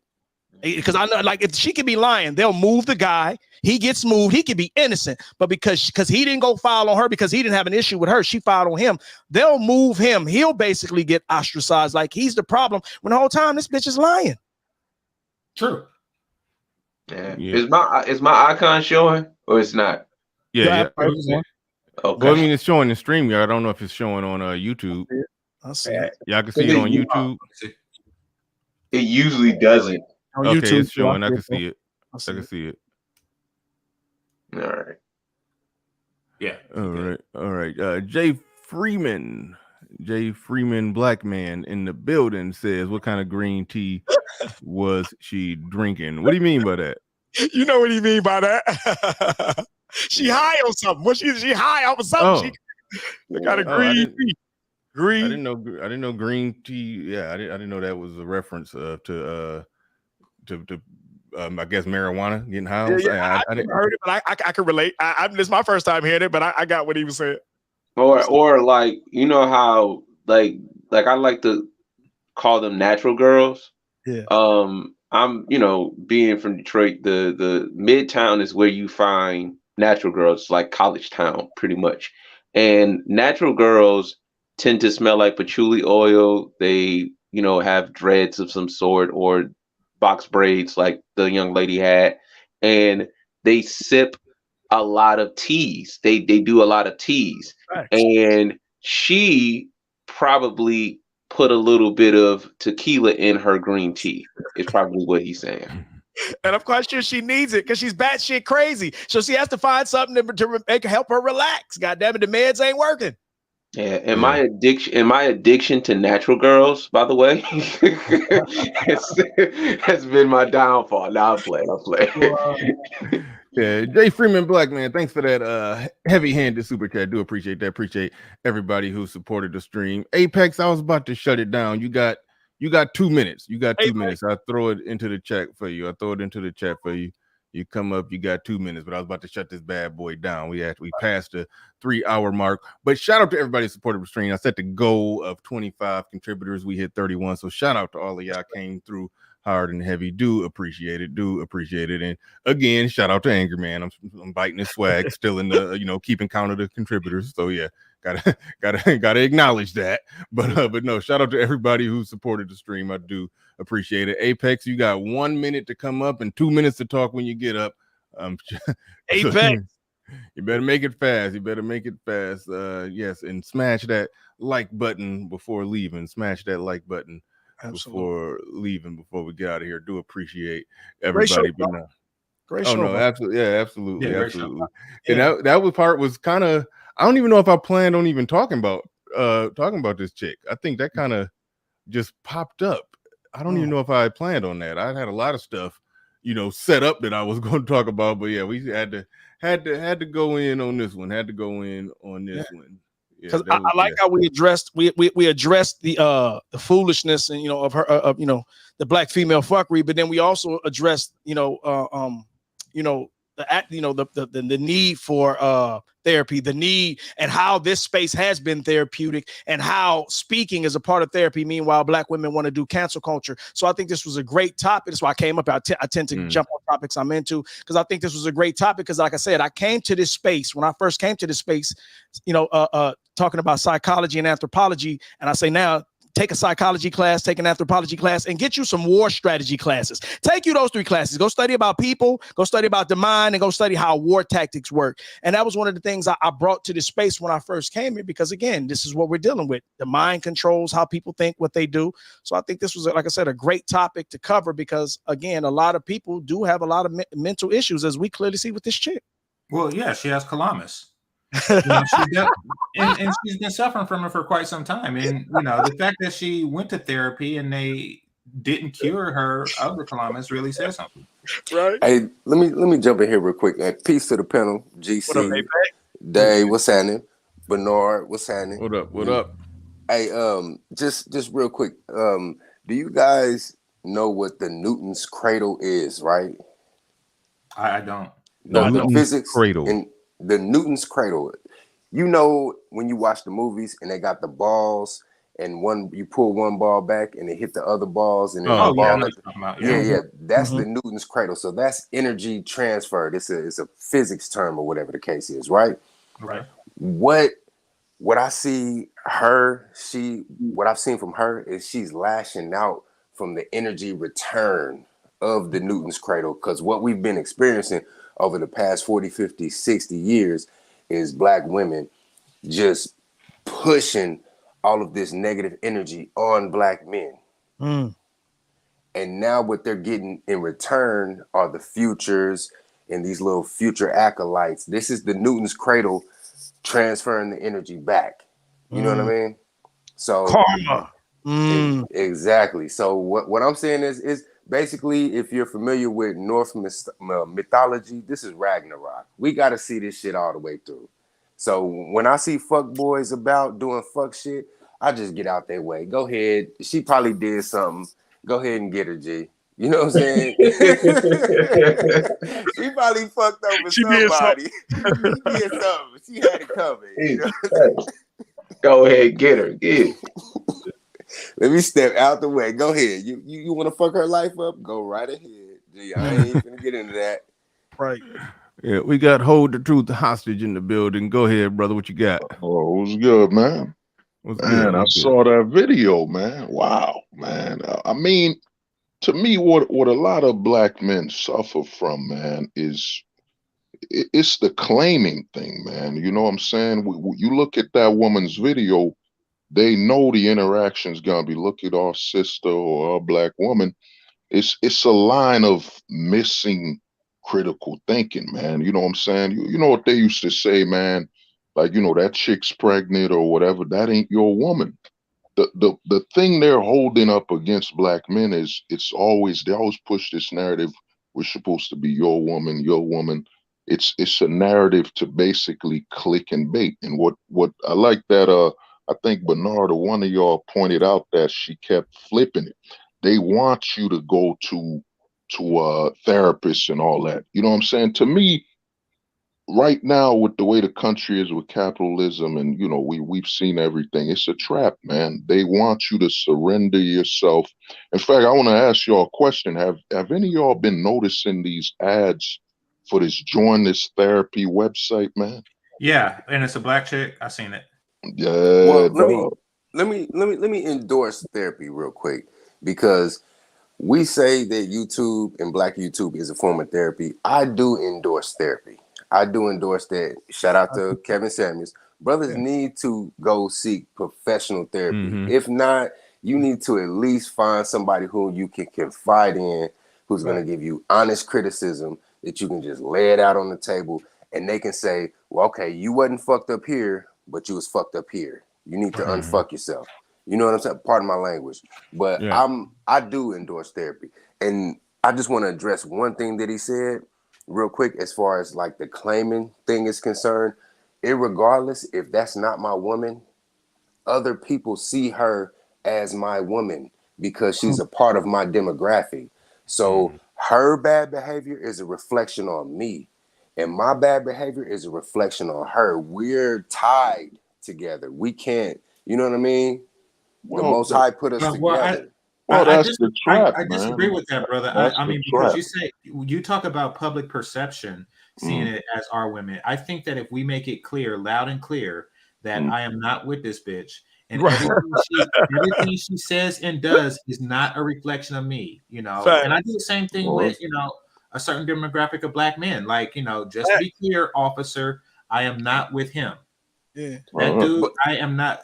Because then you're making yourself responsible for the actions of others. But GC, I hear that. I hear that as far as like the individual, like myself. I don't condone nigga shit, and I don't engage in nigga shit. Well, I do get niggerish from time to time. Let me, there's a time and a place for everything. You feel me? But I hold on real quick. I'm just go on, brother. I can't control what other people think. You know what I'm saying? So, well, like, you can inform them.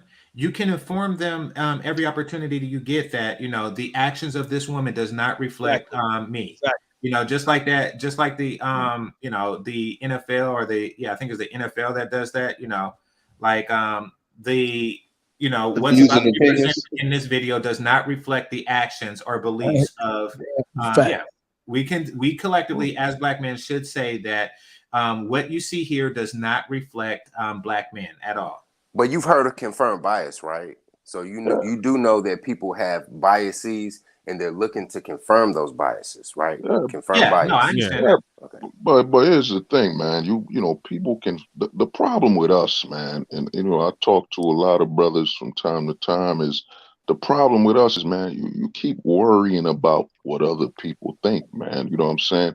For example, you go, let's say you move to a nice neighborhood, the neighbors keep looking at you. Yo, who gives a fuck, man? They got eyes, they could look.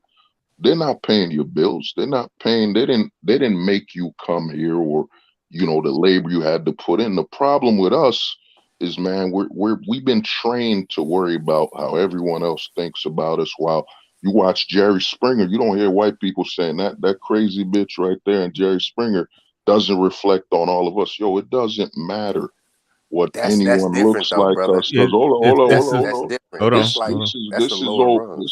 This is over 40, 50 years of this, man. And this is the trap. This is where black men get caught up. We're one of the only groups of people, well, you look like me, so you could come into this circle. We don't have any standard except you look like us. You could be a killer, you could be this and that. That's one of ours, man. While every other group of person, I know you Chinese, but because of what you did, you're not allowed in this Chinese circle anymore. What you've done, you don't qualify anymore. Yeah, no, I think we all get that you know, the standard shouldn't be, you know, of a certain, you got a certain skin tone, so you're in, like, no matter what. But I think what I understand what Apex is talking about as far as ethnic reputation, or just to go right to what you said about Jerry Springer. White people have a better ethnic reputation to where they're not, it doesn't hurt or harm them when they clowning on Jerry Springer. Exactly. So our ethnic reputation is bad to the point to where, yeah, we all get viewed more negative when one of us is doing some bullshit. To take a loss. So that's why it all goes full circle back to what GC is talking about. That's why it's important to make it clear that we're not okay with this shit. You know, this shit over here. That's part of the process of improving the reputation, of improving that reputation. And also we gotta see, white people have different categories of white people. Just like, and pretty much every group have different categories of that group.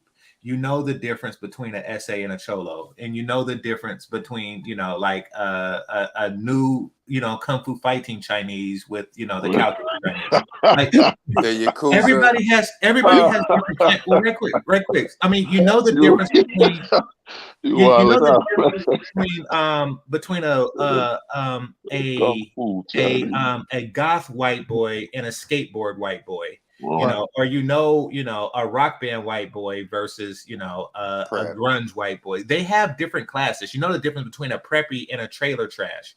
They have different classes. We just seem to want to put ourselves in the same class with them. But I could say, like, you know, the leopard skin bitch with the skirt, I am not in that cast. Yeah, me too. You know, she's in a different subset of black than I am. Right. She is in the Columbus subset. The Columbus. And I am I not. need to look you know? that up. Y'all need to wake my game up on that Columbus. But hey, GC, let me hold on real quick. GC, I just want to speak something you just said real quick, because I do agree with you about making distinctions, because in the 48 Laws of Power, Robert Greene states, protect your reputation at all times. Your reputation is everything. Well, you know, not to interrupt. Well, another thing we gotta look at is, man, you know, there's a difference between wealth, man. The problem with the black man versus the white man, when you look at it, is that it's the wealth, man. So they have money now. You know, in one word, y'all said, "All right, man, the black woman's being funded and all that." Who's funding her? You know what I'm saying? It's not the black man funding her. It's the white man with the wealth. And we've seen what happens with the family, you know, over, you know, 60s, no, to an 50s, extent, whatever. we pay into that system. The white man, it's coming out of our pockets. They're actually manipulating us to pay us to screw us. So no, in all actuality, we're paying for it. Taxes, child support. But you're paying, but you're not. Regular tricking, just outright tricking. Facts. Yeah, you paying, but dude, you're not the one who created that foundation. I mean, when they sicked Planned Parenthood on the community, it wasn't the black people who created that. They already got the wealth and the money. No, I mean, it's the government. It's the government of the country, and I got a problem when we just say that's white men doing it. I got to speak to that too. Can I get him real quick, BR? Let me, brother. There's a term in golf, right? I don't know if you brothers. I know we Negroes here, so okay. In golf, you got to play the ball where it is. You know what I mean? You can't if you coming off the back nine and you hit the ball and you hit it in the sand trap, you can't say, "Oh, let me get the ball and put it back on the green." No, you got to get in that sand trap and hit the ball out. You got to play the ball from where it is. It doesn't matter if the white folks set this shit up. It doesn't matter if the Latinos is in on it or the Asians allegedly, yada, yada, yada, whomever the fuck it is. We got to play the ball where it is. This is the shit on the ground. We have to attack it where it is. I agree with that 100%. I mean, the thing I'm saying is, man, and this is where, you know, I've seen it on YouTube where brothers limit themselves. Yo, let's be honest. And this ain't about race. Who's the majority in political office? The majority in political office ain't black and brown, man. You just pointing out the obvious. It's like me saying, yo, man, you know, we a couple horses, and, you know, we've seen there's more zebras than horses in Africa. And we like, yo, them zebras eating too much. And one horse gonna step up and say, hey, man, you can't just say zebra, man. You know, it ain't just the zebras. Yo, man, it's the majority, the majority when it comes to racial wise that's in political office. And as it should be. I mean, they're the majority. They settled the land. They colonized it. You just pointing out the math. There's a lot of brothers that will comment, wait, hold on. Racist right now, man. It's just numbers. See, the thing, hold on, wait, real quick. I understand what you're saying, but the mere they don't operate on strictly white terms when it comes to policy in this country. It's like the policies in this country, they affect everybody, and two, there's Democrat, there's Republican. They don't agree. Like if they all was 100% on code and only did things operating 100% like just fuck everybody else, we got to benefit white people, and we got to, you know, I would understand more so what you're saying. But a lot of them are voting for policies in favor of policies that's going to have them a minority in this country. So Well, that's why I don't go down that path of saying, well, this is what white people are giving, or white people are doing, or white people. I mean, If black people, black people hold. One more thing is that to me, you're right on that. But here's the thing, man. This is the problem that we got in the black community is that, and I'm gonna go back to brother. Are you a pro-black? Not at all. Because you sounded like a pro-black. Not at all. Man. Let him go. All right, you said no. Now go ahead. Well, here's the thing, man. Where we mess up is this. You had black people. Let's just say, the truth is, 400 years ago, blacks were enslaved, whatever. Now, what changed is not true. Now, hold up. Just let me. Now you finish. You're free, quote unquote. But now, instead of black people saying, "Wait a minute, man," when they ran the whole country and we had no say or our own representation, they did whatever the hell they wanted to do. Now, black people are voting Democrat, Republican, whatever, but you don't have your own group or association. Like the Asian community, for you to get anything from them, you got to negotiate with the Asian community. You got to negotiate with even the Jamaicans, you mean the Asian Africans. Citizens? Yeah, no, they got their own little association where you got to come talk to them for the votes. Wait. Let me ask something right fast. Oh, no, we do need to get more politically organized in that regard. Let me ask you something right quick. Hold up, and I don't have a problem with your conversation. Hold the truth. I could definitely have that conversation. I wouldn't mind getting into it. What I kind of lost on is how does that tie into the topic right now? I'm just kind of confused. My apologies for that. Yeah, I remember how we got down. Well, time out. We got down this rabbit hole because somebody was. It got brought up something about what advantages that black women are having, and then he just said that it's not us giving them that advantage; it's white men giving them that advantage. And then we pointed out that no, it's the government of the country that we're citizens of, that we pay taxes to, that to fund the government, and they disperse the funds to where they think it would help. But again, a lot of what the Democrats push for is a lot of, in my opinion, a lot of counterproductive shit that really don't help. It just help enable to keep people stuck exactly where they're at. Bernard, but what I'm saying is, and I heard that, I got what you're saying too, Bernard. I got y'all. What I'm saying is, back to hold the truth, because I'm just saying we were on a certain topic. And I know Apex came in. What I'm saying is, at the end of the day, what is the relevance of that to how this woman is gaslighting us, manipulating? How does all that tie into that? Well, it ties into, man, we don't have the power. You got to understand who's funding. Nigga, you don't have the power. We don't have the power to not be gas. Hold on, wait. Time out. We don't have the power to not be gaslit by a chick on the internet. What are you talking about? I'm not saying. I'm saying, dude, you gaslighting us. Right. Nah, brother. I'm saying who's funding them?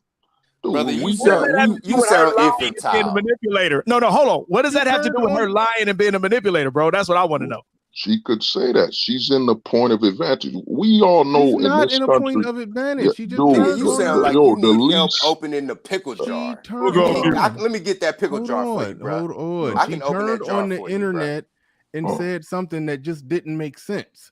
That's all that happened. She don't got power. She not ruling over us. What are you talking about? I ain't ruling, dude. She not in the wrong. The thing is, we know what she isn't wrong. She can say whatever she wants. This is the difference where the woman stands and the man stands. You know what I'm saying? She can say whatever she wants, and the only casualty. No, we can, but I'm saying hers is backed by a level of support and degree. Then why is she apologizing? Y'all just, man, that's a scam. Come on, brother, you sound weak. No disrespect, but you sound weak, brother. Why you sound weak, my crocodile tears, man? Dude, you sound weak, my brother. I mean, okay, if she could get away with saying whatever she wants, she wouldn't be apologizing. I'm accepting. She can say whatever she wants. The least she's apologize. She can say whatever she wants, but she better apologize. Man, what does that apology mean? It ain't worth nothing, man. Yeah, it sounds like, Bernard right now and say, "I'm sorry, man." Hold the truth. Her original statement wasn't worth nothing. It sounds like you're saying it's worth more than what it was. Yeah, Well, hold the truth. nah. Hold the truth. Hold up. Let me get in. Go ahead, Mike. Okay, so this is what you're doing that is very much detrimental to everything we do here. You're giving her an out. You're giving her an excuse, and you're giving her an out. Here, we don't do that.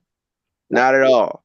She is making a decision to be dysfunctional on the internet of her own will, and that's it. She tried to be manipulative. She's tried to gaslight. She did all the. That's it. This nigga backdoor simping. He backdoor simping. Maybe, undercover but we don't do. But hold the truth, sir. We don't do that here at all. She's responsible for her actions. It is not the government funding her that made her do it. She's an idiot. That's what it is. She's an idiot. She's and what we do, hold on, and I'm gonna say this, and I'm gonna actually get off because I gotta get moving. What we do when we do what you just did is that we keep picking them in the hopes that maybe if we fund them and take them off the government or take them off the white man's money, that somehow they'll be different. They won't be, because they choose what they're doing. Facts. Keyword choose. She chooses. She's not forced. She chooses this, man. All right. Hey, thanks everybody, panel, everybody. Thanks, Bernard, for having me on, man. I'm out. I appreciate you. Peace, Mike. Peace, Mike. And yeah, hold the truth hostage left, but y'all holding me hostage right now. No, nigga, hold that. Go ahead, Pablo. Go ahead, Pablo. Oh no, he back. My phone. You know how this shit becomes robotic sometimes. Brother, come out. We got you, brother. Come out with your hands. I'm glad that Hold the Truth made it back with us just in time for me. He said that we didn't have power. Yes, you do. Hold the Truth. Do you live near an international airport, sir? Airport? Yeah, of course. What city are you in? I'm up in Jersey. Oh my gosh! So like Newark, LaGuardia, Word. JFK. Word, man. Like you selling a vacation up here. So. Oh yeah, I'm selling a vacation, brother. Oh yes, I am. See, you have the power to vote with your feet. Better yet, vote with jet fuel. I know that one. So I suggest that you show Keisha your displeasure by going to Expedia, right? .com. Yes. Going to Expedia. Now you're gonna have to put this trip out. I don't know, about 4 or 5 months to get the best deal, right? And then you look up GIG. That is the airport code for Rio de Janeiro, Brazil. Now you book that flight. You understand what I'm saying? And I want you to book this flight. And when you come back, you let me know if you got a choice or not. No. Well, brother, do you have any felonies? Can you get a passport? I already got that. But the thing you got a passport. Okay. The thing I'm telling y'all is, man, how is to walk away? Yeah, of course you can do that. The thing I'm saying is, you got no power to change what's here. That's what I'm trying to tell, brother. Hold on, wait. To change what? To change the legal advantage. You know what I'm saying? Between man and woman. Listen, wait a minute, dude. Wait a minute. Hold on, time out. Go ahead, go on, Bernard. She wasn't speaking from a legal advantage. Right. That wasn't a legal advantage situation. What's that? Huru used to always talk about, we need to change the laws. We need to go and lobby and change the law. There's nothing wrong. There's nothing wrong with that. Go make a super PAC, nigga. Wait a minute. There's nothing wrong with changing the laws and all of that and the legal advantage and everything. This wasn't that. Right. That's the main point here. That wasn't that situation. No change in the law other than Sharia law would get her ass off the internet talking that stupid. So thanks, Bernard. You about to start selling them them what they call it, that thing that bean pies, nigga. Wait, hold on. Let me ask you something. All right, hold the truth. Let me ask you a question since you're going down this rabbit hole. I'm gonna keep it on topic, but it's on this rabbit hole. What would you tell black women they need to do to correct what they're about? The dysfunction they're doing. What would you tell them? Man, I'm gonna tell you this, and this one will shock, but I wouldn't say nothing. Oh, goddamn! I knew you was gonna say that. So you would just let the shit persist. This is the path. No, hear me out. No, you can comment. Oh, let me not hold go to the on. doctor Let me and check finish. my prostate ass. No. Let me finish. You can commentate. You could, what we doing right here. But here's the thing, man. You're not gonna change anything. This has been established. Anything about? Brother, I'm said argument. You're not gonna change your behavior. You're not gonna do nothing. So what? You can say whatever you want. So just let do you have sisters? Hold on. Do you have sisters? Do you have sisters? I got sisters, man. You got sisters. Are your sisters ratchet? Oh, that. Yes, they are. You're defending your ratchet ass sisters. That's what you're doing. Hold on. Let me ask you another question. Hold the truth. Were you predominantly around women your whole life? Predominantly around men. Where's your father?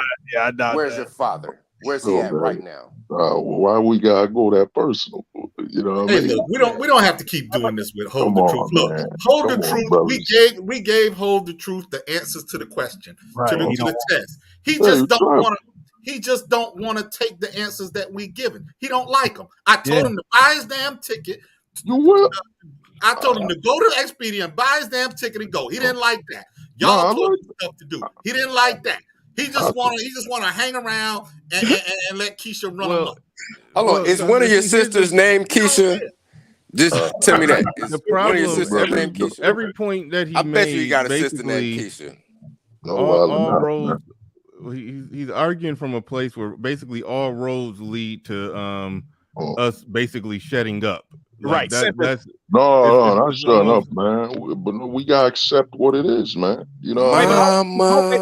Hey, hold the truth. Wait, hold the truth. Do you understand that when you allow somebody to do something dysfunctional and you don't say anything by default, whether you recognize it or not, you're telling that person it's okay?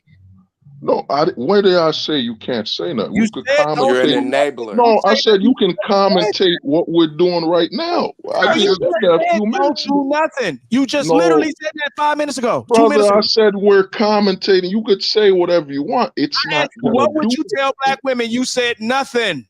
I wouldn't. I'll just keep. All right, I'm gonna let y'all have that.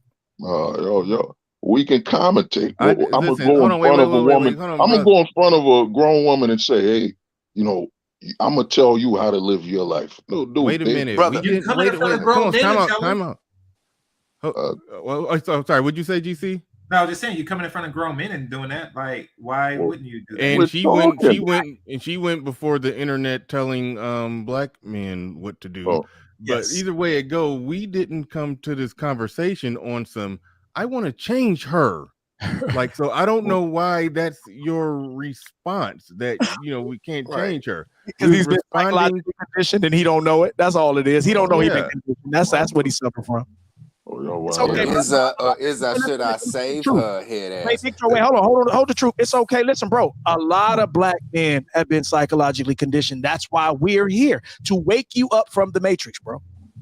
But brother, truth. Hold this L. Hold this truth. Let me ask you this: Do you understand, brother, that communication is 80% nonverbal? So we don't have to say shit. There's a lot of fuckery. I'm on a military installation, and it's a lot of ratchet shit that go on. And it's a lot of black people in the military. Just for motherfuckers that think, oh, that's the white man's army. No, it's not. I come across a lot of niggas on the daily. And I let these niggas know non-verbally, your behavior is not very becoming. And I don't fuck with you. That's men and women alike. I let these ratchet ass black females know I'm not fucking with you like that.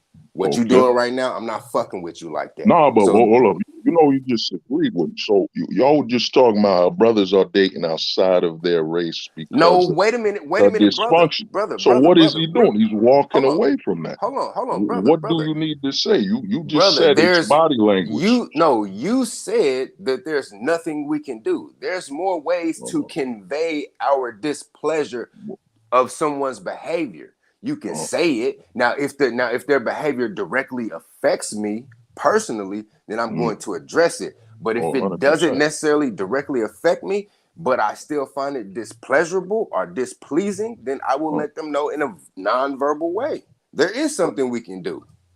Hold the truth. Would you say in some cases silence makes you complicit to certain crimes? Nah, man. We've been trained.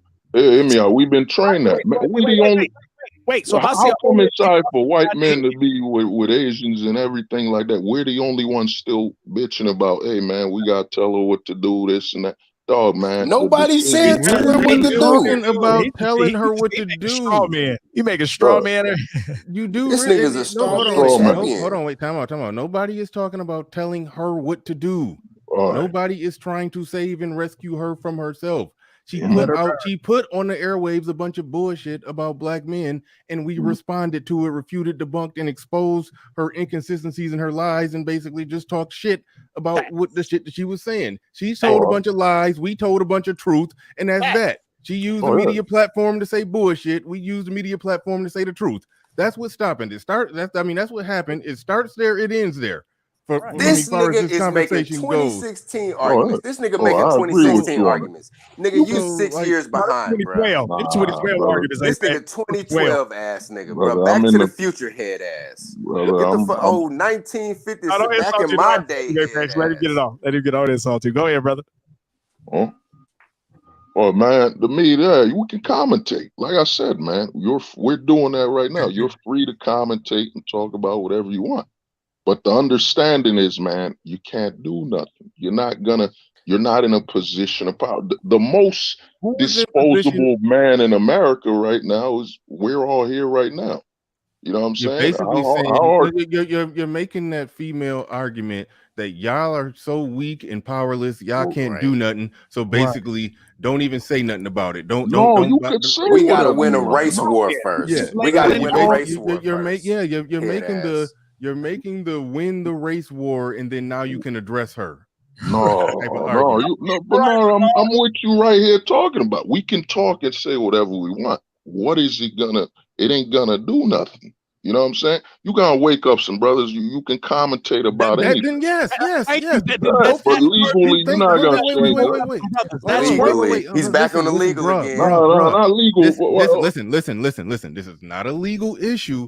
And when you just said it right there, we could wake up some brothers. Then, God damn it, that is enough. Thank you. That is enough. And listen, and talk to the brother, and listen, and I guarantee you, the brothers who've been awakened, who we help circumvent, avoid these issues, they love the fact that we said something. 100%. This nigga sound like a dog. You can say whatever you want. A slave that didn't want to escape. Y'all know that master's watching now. Listen, dog, you just agreed with me. You said, "Yo, man, we can do things with body language." So we step away from some women, man. What are you doing? That's body language. See, Master won't be whooping us if y'all just ain't Master. It's Big Mama. It's Big Mama. He ain't scared of Master. He's Big Mama. He worried about. Brother, there's a part of this. There's a part of this, brother, though, that's not about the women. There's a part of this that's about us. Right? Yeah. Us. 100%. Basically, you nigga, you're the problem. Oh, I'm the problem for just accepting this situation for what it is.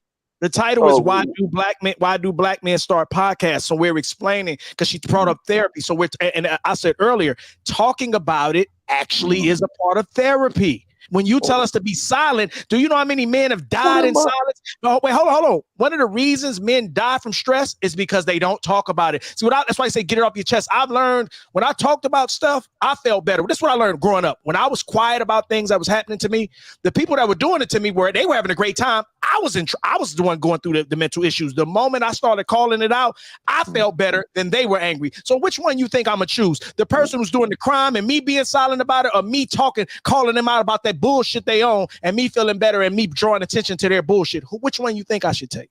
All right, but brother, when did I say you can't talk? I said we're commentating and talking right now. All right, either way it go, it do sound like you just came up at the end of a really damn good show to basically say, this shit don't matter though. It's like that's what it is. Support. I will acknowledge that. I will acknowledge that. Hold on. We can go talk check your prostate in nigga. Support. He did super chat in support. We can talk, brother. When did I say you can't talk? Brother, go to the doctor and go get a checkup, brother. That was implied. Hold on, wait, real quick. Hold on, time out. Apex. Who is this John Madden guy? Do you know him? I don't know that nigga. I got a few Probably a trolls hater. that be That's a hater. talking shit about me and no, shit. no. Hold on, wait. So Zap you his ass. don't know who he is?